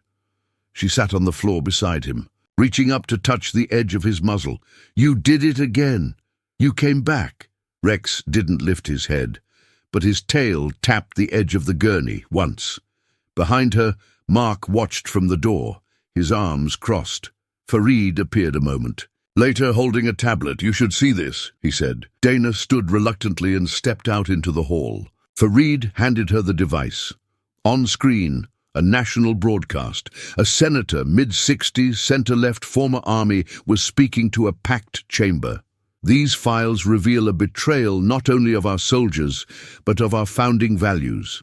The actions, uncovered by Sergeant Dana Cruz, Lieutenant Colonel Mark Hanley, and the K-9 unit known as Rex, are not the actions of patriots. They are the actions of criminals, and they must be prosecuted as such. The camera cut to a gallery of uniformed men and women. Many nodded, others avoided the lens. Dana watched, numb. Farid lowered the tablet. "It's not over, but it's started," Mark stepped closer. There's a problem. Of course there is. The CIA wants control of Rex. They filed a formal asset reassignment. Say he's a threat, unpredictable, too closely tied to sensitive operations. They want him gone, she said. Mark nodded. I'll go public, she said. They're already trying to spin it. They'll say the injuries are psychological, claim Rex's instincts are unreliable now, that he's unstable. Fareed added, they'll say he snapped. He's never snapped, Dana said. He's saved everyone around him. He knew before we did, every time. They don't care, Mark said. He embarrassed them. That's all they see. Dinah looked back through the glass at Rex, still motionless under the blanket. I'm not letting them take him. Mark's phone buzzed. He checked it, then looked up. They've issued a new order. We're to turn Rex over within 48 hours. Transfer to Langley. Dana stared at him. Then we've got 47 to make sure the world knows who he is. They moved fast. By morning, Dana was speaking to a national morning show via video link, wearing her uniform, flanked by Alex and Rex, who was now resting on a cot with an IV but alert. She told everything, the black site, the missing soldiers, the dog who refused to let her quit. He didn't disobey, she said. He saw, he acted. He saved us more than once. He is not a tool. He is a soldier. The interview went viral. Before it ended, the story reached veterans groups, animal rights organizations, military watchdogs, and social media empires. Within 6 hours, a petition had 500,000 signatures demanding that Rex remain with Dana under full retirement honors. Within 12, the number had doubled, but the agency didn't flinch. The official letter came at midnight, delivered in person by a liaison. In a black sedan, polite, professional, and final. Rex was to be collected by transport at dawn. Dana didn't sleep. Instead, she called the press. By the time the transport arrived, 6 reporters were at the edge of the base. Not inside, but close enough. Dana met the agents at the gate in full uniform, Rex beside her in a custom-built sling to support his weight. This is a hero, she said, and you're trying to disappear him. The agent didn't respond. He held out the transfer papers. Dana pulled out her own, signed by the senator who had spoken in the chamber. A temporary injunction. Try again, she said. The agent blinked, then turned. Rex watched him go. Another small victory. But they were running out of room, and they all knew it. Rain fell hard against the roof of the temporary safe house, hammering, in uneven rhythms that echoed through the sparse halls like distant artillery. Dana stood by the window, arms crossed, her uniform jacket damp from a failed attempt to get fresh air. The curtains were drawn back just enough for her to watch the perimeter, 3 fences deep, 1 unmanned guard shack at the east side, and beyond that a dark road that led nowhere. They weren't in hiding. Not exactly, but they weren't in the open either. After the injunction stopped the agency from taking Rex, they had been reassigned for their protection, which was a cleaner way of saying they were being kept. Quiet until the media storm passed or something else distracted the public, but Dana wasn't staying quiet. Not anymore. Behind her, Mark sat at a long table covered in folders, open laptops, and takeout containers. The hard drives were still there, untouched for now. The explosive content had already done its job, but there were still hours of recordings yet to be reviewed, hours of truth that hadn't seen the light, and every time Dana thought about letting it rest, she remembered Alex's face when he realized no one was coming for him. That memory made her clench her jaw and keep going. Rex lay nearby on a thick mat, his bandages changed, his leg braced.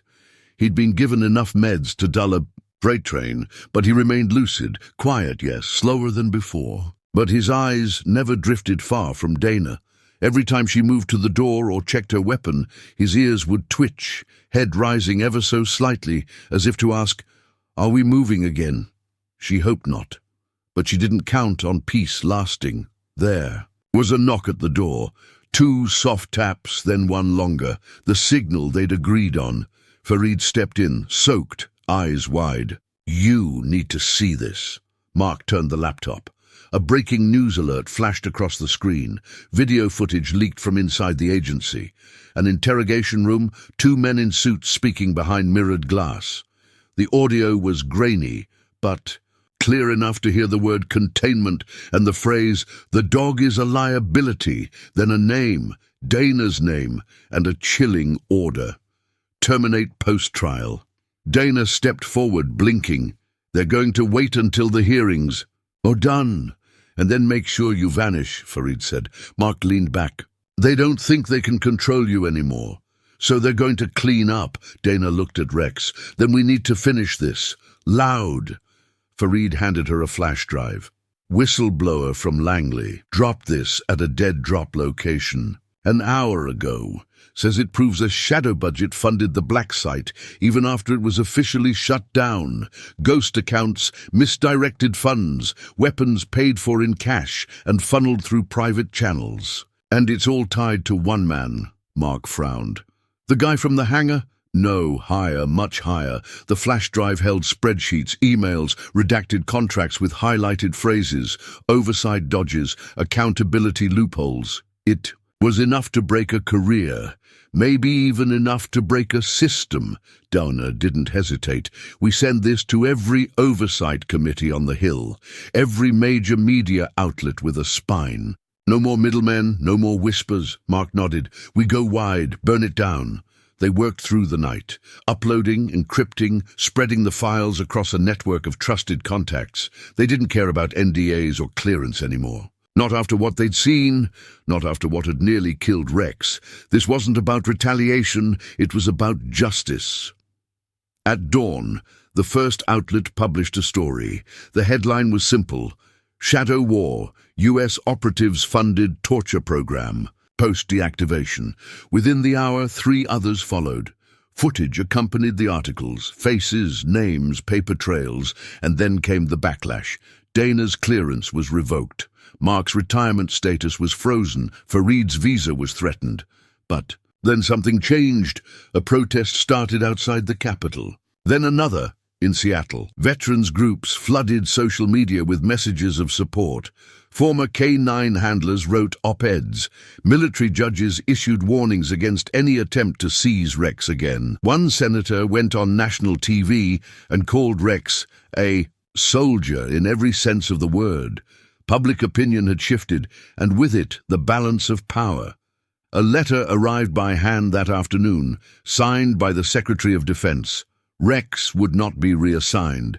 He would be retired with full honors, allowed to remain in Dana's custody, with the title Combat Veteran K9, First Class.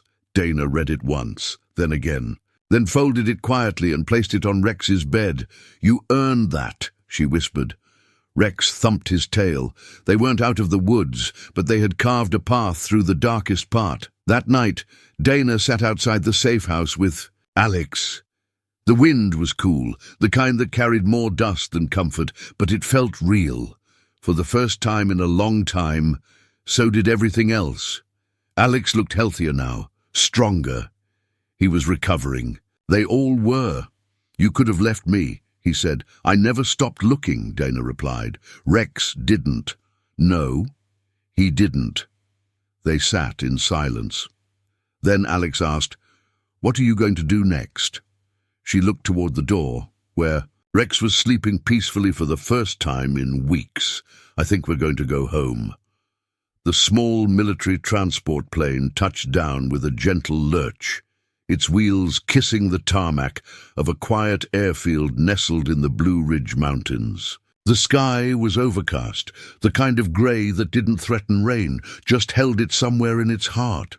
The air smelled like pine and mist and something older, freedom maybe, or something close to it. After everything, this didn't feel like a return. It felt like an exhale. Dana stepped down the ramp first, her boots hitting American soil, not as a triumphant soldier, but as a woman who had seen too much and refused to be silent about any of it. Mark followed close behind, carrying Alex's bag over his shoulder. Alex moved slowly but steadily. His time in recovery had rebuilt more than his strength. It had given him something to hold on to again. And Rex. Rex was last off the plane. He moved with effort now, his front leg still stiff, his gait uneven. The brace stayed on, but the bandages were gone. He was healing. The vet who accompanied them for the flight had said he would walk without the brace within weeks, but he'd never be back in the field again. Dana was fine with that. Rex had nothing more to prove. At the edge of the landing strip stood a woman in civilian clothes, tall, sharp-eyed, and calm. Dana recognized her immediately from the encrypted call a week earlier. She ran a quiet rehabilitation ranch for retired military working dogs, remote, safe, and protected by more former service members than most small towns.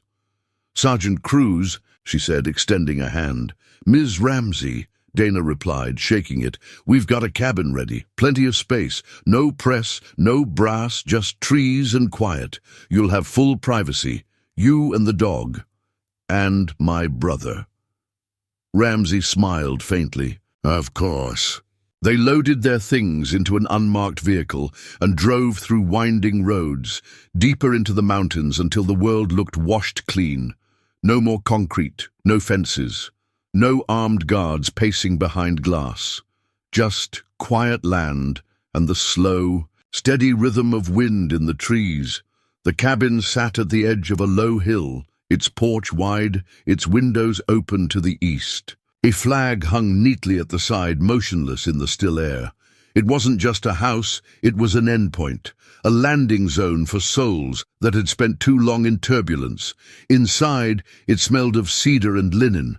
The rooms were simple, 2 bedrooms, 1 kitchen, and a sunroom that looked like it had been built for a dog's comfort. Rex padded in slowly, sniffing everything with the caution of an old warrior entering a battlefield that didn't smell like gunpowder.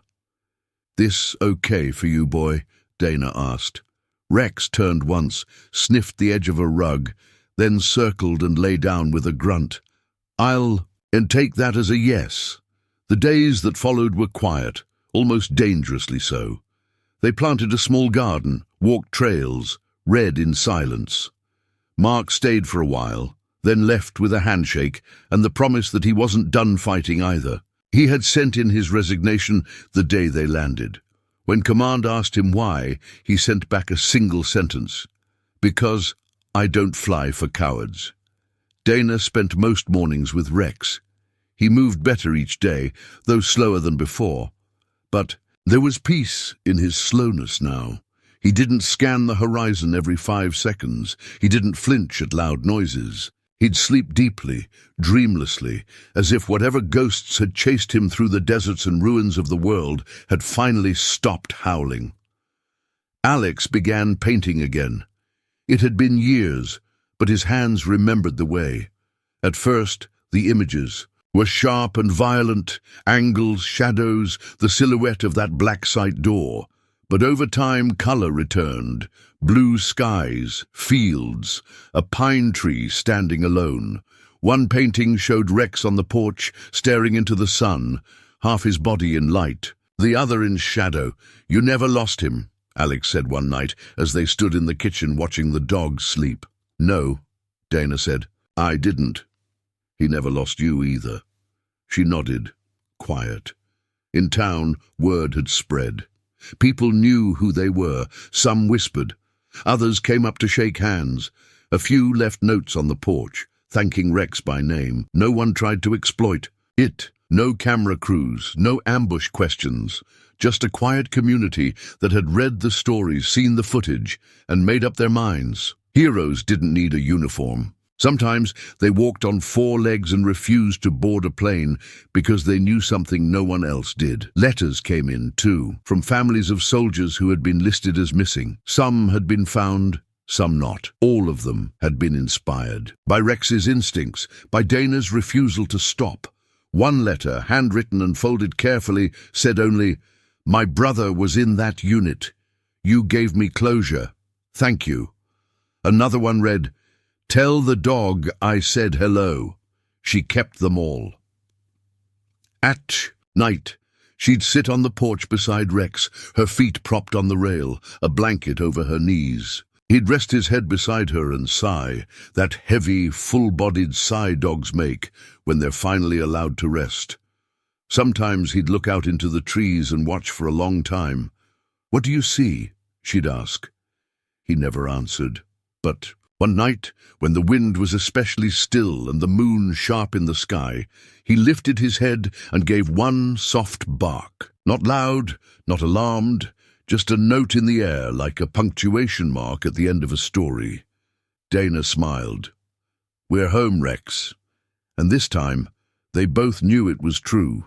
The hearing room was full, not just with senators and their aides, but with cameras, journalists, photographers, and civilians who had flown in from around the country. The chamber buzzed with quiet tension, the way a church feels just before a funeral, solemn, expectant, filled with a sense that something important was about to be revealed, and nothing would be the same afterward.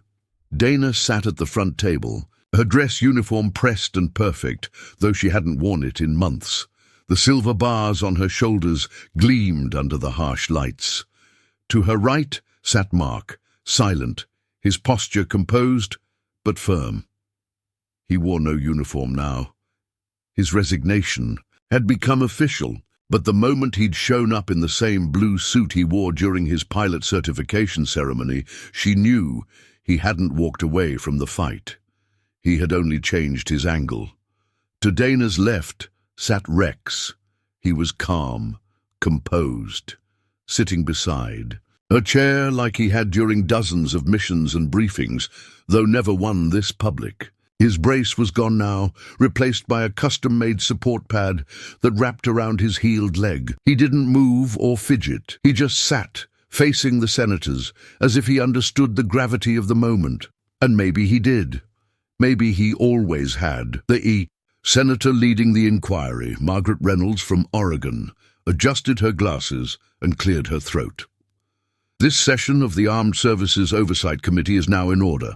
We are here to examine allegations regarding an unauthorized covert operation known as Delta X, the mistreatment of U.S. military personnel, and the intentional suppression of those events by members of intelligence agencies acting outside their legal authority. Sergeant Cruz, you may begin." Dana stood. "My name is Dana Cruz. I served for over 13 years in active deployment zones as a U.S. Army handler and tactical specialist. What I'm about to share is not easy, and it's not clean, but it is true, and you need to hear it because the men who did this, they are still out there." She unfolded a piece of paper and began to read, not from a statement prepared by any legal advisor, but from a letter she had written the night before, while sitting beside Rex. "On the cabin porch, I found my brother alive after 5 years of being listed as dead. I found him because my dog refused to get on a plane. That might sound like a miracle, but it wasn't luck. It was instinct. It was duty. It was the kind of loyalty you can't teach, but that we expect from every soldier we send into harm's way.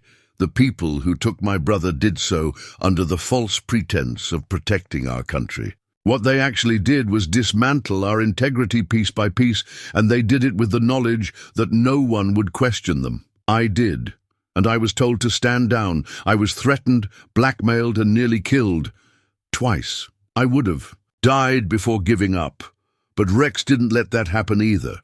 She stopped, looking down at the dog. He looked back up at her, calm as ever. "And that's why we're here. Because the only reason you're hearing this now is because a combat dog refused to let a lie go unchallenged." Mark stood next. "My name is Mark Hanley. I spent 22 years in the Air Force. I followed orders. I flew missions. I obeyed command. Until one day, I saw something that I couldn't walk away from. And I had a choice. Follow protocol or follow my conscience. If I had chosen the first, Dana and her brother would be dead. Rex too.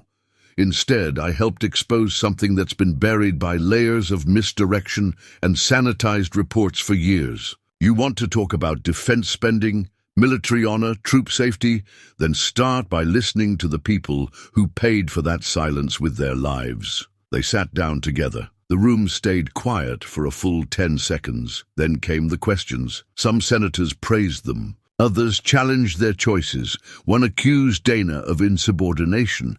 Another suggested her story was emotionally compelling, but logistically improbable. Then the footage played. The video from Delta X07, the names, the faces, the orders being given in cold American voices. There was no more doubt.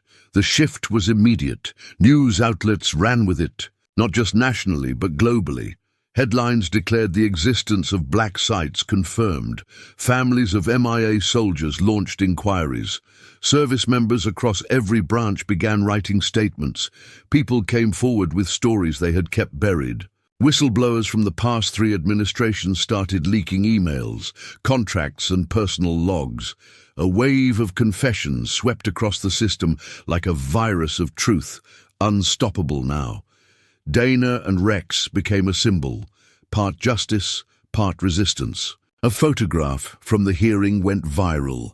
Dana standing at attention, Rex beside her, both facing the senators as if they were a unit reporting for duty one last time. It was printed on magazine covers, painted into murals, used in headlines like "The Dog Who Refused to Board" and "Courage Has 4 Legs." Despite the tidal wave of support, there were still threats. One morning, Dana received a letter with no return address, simply reading, "Heroes Fall Too." The FBI traced it to a retired contractor with a history of sealed assignments. No charges were filed, but the message was clear. The war for truth didn't end with exposure. It began there. Alex had recovered enough to speak at a private ceremony, honoring the rescued soldiers. He hadn't wanted to, not really. But Dana had asked him. "If you don't speak," she said, "they'll rewrite it." He stood before a room filled with survivors and families and described the years lost, the silence, the loneliness, and the sound of Rex's bark in the dark. How it had pulled him back from the edge when he had accepted there was no coming home. There wasn't a dry eye in the room. Later that night, Dana sat beside Rex on the porch again, her hand resting on his back. "You've changed the world," she said softly. He didn't move. He didn't have to. He had done what few ever did. He'd uncovered the rot and made the world look at it. And in doing so, he'd become more than a soldier. He'd become the conscience of a war nobody wanted to admit had gone too far. And he was still watching.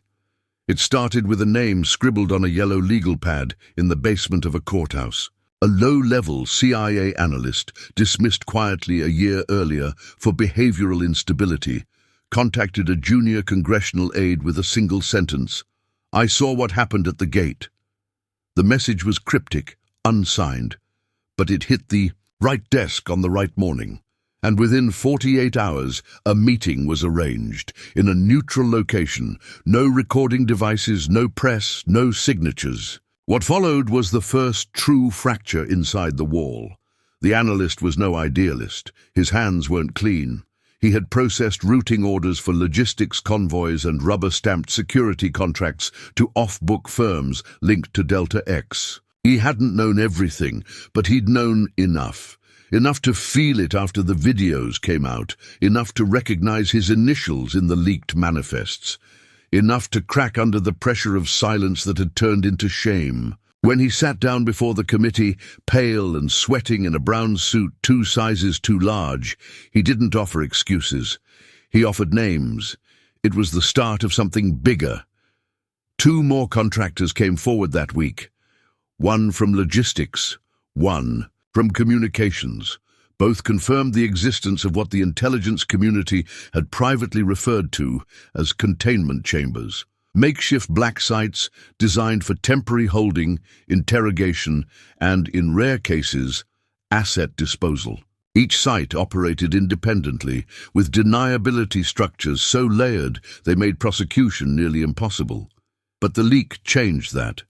Public outcry reached a fever pitch. News anchors stopped hedging. Late-night comedians dropped the jokes. Editorial pages filled with outrage instead of nuance. For the first time in years, the machinery of government was forced to turn toward accountability. There were demands for resignations. Hearings grew longer, subpoenas thicker. Dana watched it all unfold from the porch, Rex at her side, a mug of black coffee cooling in her hands. She didn't feel vindicated. Not yet. It was too soon for that. Too many names were still missing, too many families still waiting for someone to call and say, "We found him." But something had shifted. She could feel it in the tone of the questions, the silence of men who had once barked orders, the empty chairs at hearings where directors once sat. They were falling back. One afternoon, Dana received a call from the journalist who had helped break the original story. Her voice was tense but energized. "You're not going to believe who just reached out." "Try me." A man named Vincent Cale, former field operative. He worked security for Pale Hand Contracts, went dark 3 years ago. They assumed he disappeared or defected. "And he's ready to talk, but only to you." Dana stood up from the porch, heart pounding. "Why me?" "He says you're the only one who never lied." The meeting took place in an abandoned ranger station on the edge of a national forest. No cameras, no guards, just Dana, Mark, who insisted on coming, and Farid, watching the perimeter. Cale arrived late, tall, gaunt, with a beard and a limp. He looked like a man who'd been hunted by his own thoughts for too long. But when he sat down, his voice was clear. "I was on site when they brought in your brother," he said. "I didn't touch him. I didn't interrogate him. But I stood guard while they moved him." Dana didn't speak. He was lucid. Cale continued. "They told us he was a rogue asset, a traitor, that he'd leaked positions to insurgents. We were told to keep him quiet until command reviewed whether he should be classified as a hostile or removed." "Removed," Dana said. "You mean executed?" Cale nodded slowly. "That was the order, but someone changed it just before it could happen. A high-level clearance came through and marked him as critical for compartmentalized testimony. They put him in deep hold. That's when I started asking questions." "And they came for you," Mark said. 3 weeks later, I went off-grid, but I kept a copy of every message I touched. Every transport order, every override command, I've got them all. He handed Dana a hard drive, not large, but weighty in implication. "You're doing this now?" she asked. "Because I was wrong," Cale said. "Because I wore the same patch as the men who nearly killed your brother and buried your dog. And because I couldn't breathe anymore without hearing that silence." Back at the cabin, Dana reviewed the files. They were cleaner than any previous leaks. Timestamps, IP addresses, sign-ins. Confirmation not just of the black sites, but of the network behind them. Funding sources traced to privatized intelligence firms, legal loopholes written into defense bills passed during midnight votes, senators who had taken money, generals who had signed off. It wasn't just corruption. It was a machine. Dana met with the committee again, this time under heavy protection. Rex came with her. The room fell quiet when she walked in with him. No one asked why the dog was there. They all knew. She presented the files. They listened. And when it was done, one of the senators asked a question no one had dared before. "Why didn't you stop?" Dana looked down at Rex. "Because he didn't." That evening, Dana returned home to find a stack of letters on her porch. Not fan mail. Testimonies from other handlers, other soldiers, men and women who had seen things and buried them. Some offered support, others shared confessions. One letter simply read, "I followed your lead. I finally told the truth." As the sun dipped behind the hills, Dana sat down beside Rex and read them all aloud. Rex didn't move, but his tail tapped the porch twice. The town hall was packed, every seat filled, every wall lined with standing bodies, some in uniform, some in jeans, all waiting for the woman and the dog who had somehow become something more than a headline. It had started as a modest idea, a local event to recognize veterans and public servants who had gone above and beyond. But the story of Rex and Dana had reached too far. It wasn't just about one mission anymore. It had become a movement. Outside, the parking lot was a gridlock of news vans, trucks, motorcycles, and family SUVs with flags on the antennas. Inside, the air was thick with anticipation, but no one made a sound when the doors opened and Dana walked in. She wasn't in uniform this time. She wore a simple black blazer and jeans. Rex walked beside her without a leash, no longer wearing his vest. His pace was slow but strong. He walked with purpose. His gait had a story in it. The applause started softly, then rose into something thunderous. They walked to the stage. Dana paused to let Rex hop up first. Someone had placed a small mat there for him. He circled once and lay down, eyes fixed forward. Dana stepped up to the microphone. She didn't clear her throat. She didn't read from a paper. She just spoke. When this started, I didn't think anyone would care. I thought we'd be buried quietly, the way so many soldiers have been, beneath politics, protocol, and silence. But something changed. You changed it. She looked out at the crowd. Some of them wore pins with Rex's silhouette on them. Others held photographs, brothers, sisters, fathers who never came home. We weren't supposed to ask questions, she said. We were supposed to follow orders, but orders don't outrank humanity. And when my brother disappeared, I couldn't let the silence be the last thing he heard. She turned slightly and gestured toward Rex. This dog never gave up. He disobeyed once, and in doing so, he saved all of us. He didn't ask for medals. He didn't ask for recognition. He just stayed loyal to his training, to his instincts, to us. A woman in the third row started crying. A man beside her stood and saluted. Soon others followed. Dana didn't speak again until they sat down. What happened out there? It can't happen again. But for that to be true, we need more than outrage. We need action. We need policy. We need protection for whistleblowers and accountability for those who hide behind black tape and digital firewalls. We need a system that honors truth as much as it honors rank. She paused. And that's what we're building. Starting today. The applause was louder than before, but it didn't come with cheers.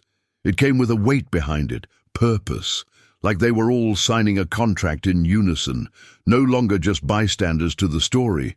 They were part of it. The initiative launched. 2 days later, it was called Sentinel Pact, a coalition of veterans, military families, journalists, legal advocates, and civil rights organizations, all joined under a single mission: transparency in military operations and the humane treatment of every soldier. Human or not, Dana became the face of it, but she refused the title of leader. She said Rex was the one who had started it. So they named the first legislation after him, the REX Act, Reform for Ethical Exfiltration, mandated independent oversight of all classified detention centers, stricter guidelines for the treatment of military animals, and protection clauses for operatives reporting abuse within covert structures. It passed the House within weeks. The Senate took longer. Dana flew to D.C. with Mark and Rex to make their case in person. The halls of Congress were colder than the air outside, but she walked them like a soldier on patrol. She sat through 7 meetings in 2 days, answering the same questions, facing the same thinly veiled skepticism. But she didn't flinch. She just told the truth, again and again and again. Rex stood beside her the entire time. Mark lobbied from the sidelines, shaking hands, calling in favors from generals he'd flown with. Alex spoke to closed-door roundtables, detailing his captivity not as a victim, but as a witness. They weren't asking for pity. They were demanding change. Then, during the final day of debate, the unthinkable happened. One of the original signatories of Delta X stepped forward, a high-ranking intelligence officer with a chest full of ribbons and a reputation for silence. He sat before the committee and said, "I approved missions that cost lives. I did it believing it was necessary. But I watched a dog protect the truth better than we ever did. and I believe in my heart that our nation must be better than its mistakes." He placed Rex's photo on the table, and that was it. The Senate passed the bill by a 2/3 majority. The president signed it into law a week later, with Dana, Mark, and Rex standing beside him on the White House lawn. It wasn't a ceremony, filled with spectacle. It was quiet, the way most reckonings are, but it mattered. Afterward, Dana stood at the edge of the crowd, watching the flag ripple against the pale blue sky. Rex sat beside her, head high, tail gently sweeping the grass. "We did it," Mark said, stepping up beside her. She nodded, but her voice was low. "It's not over." "No," he agreed, "but now we're not fighting alone." They flew back to the cabin that night. No media, no statements, just quiet. The next morning, a small box arrived by mail. Inside was a letter from a young girl whose father had died overseas. It said, "Thank you for not giving up. Thank you for showing me that dogs don't just protect soldiers. They protect the truth too." Dana read it aloud on the porch. Rex blinked once and pressed his head against her leg. They sat there until the sun dipped behind the trees, casting long shadows over the land they now called safe. They hadn't just survived. They had changed the war. The air in Arlington was still that morning, almost reverent. A soft fog clung to the cemetery's white marble rows, veiling the endless symmetry of headstones with a silver veil that blurred the line between presence and memory. Dana stepped onto the grass slowly, the sound of her boots swallowed in the hush that always settled over this ground. It was the kind of silence that wasn't empty but full, the kind that listened. The invitation had come weeks earlier, signed by the Department of Defense, bearing the seal of the Joint Chiefs. But this wasn't their idea. The request had started in a small town in Kentucky, written by hand by a Gold Star mother who had followed Rex's story. She had lost her son in a mission no one wanted to talk about. She'd written, "My son died with no final words and no final rights, but I saw your dog on the news. I saw what he did, and I thought maybe someone should be honored the way he deserves to be." That letter made its way through hands that usually discarded such things, but this one landed where it needed to. And now Rex was being honored with the Medal of Bravery, not posthumously, not quietly, but in full view of every eye willing to look. They had cleared Section 60 for the ceremony. Hundreds had gathered, military families, active duty soldiers, canine handlers from across the country, veterans in wheelchairs, politicians, journalists, and even those who had once tried to keep Rex's story buried. Cameras stood on the sidelines, but no one dared crowd the front. The stage was simple, a raised platform before a line of flagpoles, a single podium, and 2 chairs. One for Dana, one for Rex. As they stepped forward, the crowd stood, not in applause but in recognition, as if saluting without raising a hand. The silence was total. Rex walked beside Dana with no leash, no command. His steps were slow but deliberate. The brace was gone. His scar, now healed, was visible beneath his fur. He didn't look like the young, fierce creature who had once charged through mortar fire. He looked older, wiser, but still unshaken. At the center of the platform stood General Peterson, head of the U.S. Army, a man who had once signed the document deactivating Delta X. He had asked to be here. Dana didn't refuse. Some things had to be faced. He saluted her as she approached, then looked down at Rex. "I was wrong," he said quietly. "He's not just a dog." Dana nodded, voice low. "He never was." Peterson turned to the microphone. His voice, deep and solemn, filled the stillness. "We gather today to honor not just a soldier, not just a veteran, but a force of instinct, loyalty, and unbreakable truth. Canine Rex, military working dog, saved lives, not just in combat but in conscience. He defied orders when they conflicted with his senses. He refused silence when others did not. He warned when others ignored, and in doing so, he upheld the very values this cemetery was built to preserve." He turned and reached for a small, black box placed atop a velvet-covered pedestal. It is my great honor to award K9 Rex the Medal of Bravery. The first time in U.S. history this distinction is being given in person to a non-human combatant. Because sometimes the measure of a soldier isn't found in his voice but in his silence and the actions he takes when no one's watching. He opened the box and revealed a silver medallion, cast in the shape of a shield with a single word. Etched beneath the crest, loyalty. Peterson stepped forward. Dana knelt and Rex sat, waiting, eyes on her. Peterson placed the medal gently onto Rex's neck, fastening the clasp beneath his collar. For a long moment no one spoke. Then the crowd stood again. This time the applause came, and it didn't stop for a full 2 minutes. Dana stood slowly. Her eyes welled, but she didn't let them fall. She looked at Rex. He was blinking, tail wagging once. He didn't understand medals, but he understood her. And that was enough. After the applause faded, Dana stepped to the microphone. Her voice, when it came, was hoarse but strong. We don't choose our heroes. They show up when we least expect them, and sometimes they don't speak. They just act. Rex didn't ask to be honored. He just did what we couldn't. He stayed true when we were told to look away. And for that I owe him everything. We all do.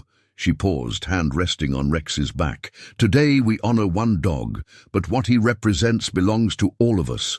Truth over orders, loyalty over silence, courage over convenience. She stepped back, and the bugler lifted his trumpet. Taps played softly across the field. A group of handlers stood at attention, their dogs by their sides, each one still as stone. Soldiers saluted. Civilians removed their hats, even the youngest. Children quieted, and when the final note faded, Rex turned his head toward the horizon, as if searching for something just beyond the trees. Later that afternoon, Dana found herself standing before a particular headstone. It read, Staff Sergeant Tyler Wren April Sioux, 1985, August 19th, 2010, gone silent, never forgotten.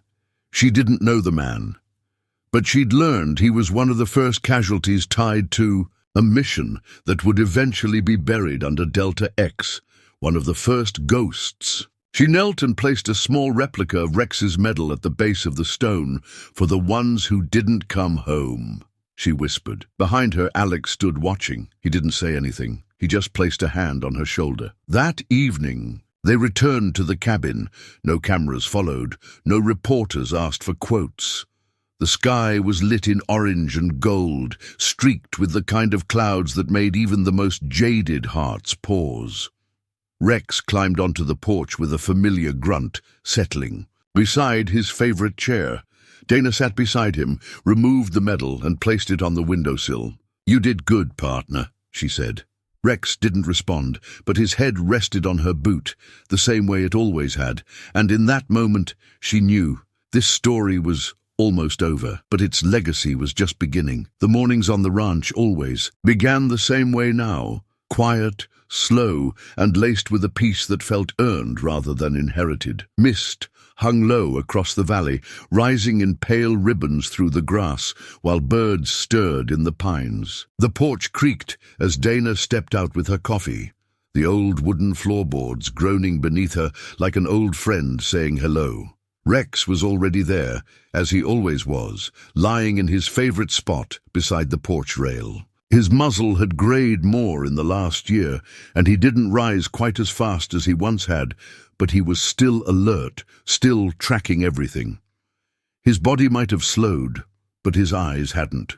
They still scanned the distance like he expected. Something might appear, an enemy, a memory, a sign of unfinished business. Some part of him would always be at war. That was just who he was. Dana sat beside him, her mug warm in her hands. Down the hill, Alex was tending the garden, now in full bloom.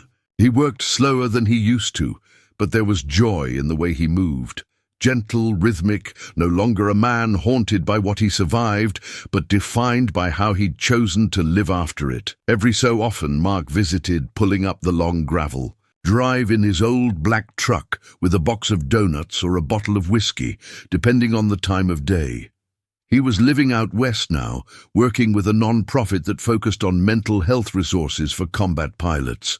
But whenever he came back, he sat on that same porch with Dana and Rex, and for a few hours the war disappeared again. The world beyond the ranch had moved on, as it always does. The hearings were over. The resignations came. A few prosecutions followed. Not enough to satisfy everyone, but enough to send a signal that the country had finally admitted something had gone wrong. The Rex Act had become more than legislation. It had become a symbol. Dog handlers started training with new protocols. K-9 retirement programs were funded. Schools taught case studies about Delta X and the consequences of unchecked secrecy. And in cities across the country, small statues of working dogs were erected in local parks, each one with the same inscription. He saw what others ignored. Rex's story never faded from the public eye, but Dana had turned down every book deal, every studio adaptation. She didn't want a movie. She didn't want to see some Hollywood version of a war that had taken so much. What she wanted, what she needed, was to remember it as it happened, unfiltered, flawed, true. One afternoon, a school bus pulled up to the end of their gravel road. Dana wasn't expecting visitors, but curiosity drew her out to the gate. A teacher stepped down first, smiling nervously. "We're from Morgan Ridge Elementary," she said. "We've been reading about Rex in class. The kids asked if they could meet him. If it's not too much." Dana looked at the bus. Little. Faces peeked from behind the windows, wide-eyed and silent. Rex stood behind her, tail wagging faintly. She looked down at him. "You up for this?" He sniffed the air and stepped forward. One by one, the children filed out, quiet and respectful, like they knew this wasn't just another animal. They didn't rush him. They approached slowly, and Rex, ever the professional, sat tall and still. A girl with a braid offered him a treat. A boy knelt to pet him gently. Another stood back, just watching, clutching a small plastic figurine of a soldier. Dana knelt beside the boy. "What's his name?" she asked. "Sergeant," the boy whispered. "Like your dog," Dana smiled. "He wasn't always a sergeant. Once he was just a puppy who liked to chase tennis balls." The boy looked at Rex, then whispered, "But he was always brave." Dana's throat caught, but she nodded. "Yes," she said, "he always was." That night, after the sun dipped, and the kids were gone, Dana sat on the porch again, Rex's head resting on her knee. Alex played soft guitar in the distance, the sound drifting through the windows. Fireflies blinked across the field. She reached into her pocket and pulled out the old dog tag, the one they'd found on that boy in Afghanistan, the one that had started it all. She turned it over in her fingers, then looked out at the stars. "You brought him home," she said softly, "and you brought the truth with you." Rex blinked, shifted, and let out a long, contented sigh. Later, she would carve a plaque and hang it over the porch door. It would read, "Sometimes the only one who sees the truth has 4 legs and won't move from the ramp." The wind blew gently that night. The moon rose high, and beneath it a dog slept at peace, not because the world had become perfect, but because he had done everything he could to make it better. He had guarded the gate. He had carried the truth. He had stayed, always watching, always loyal, and now finally home.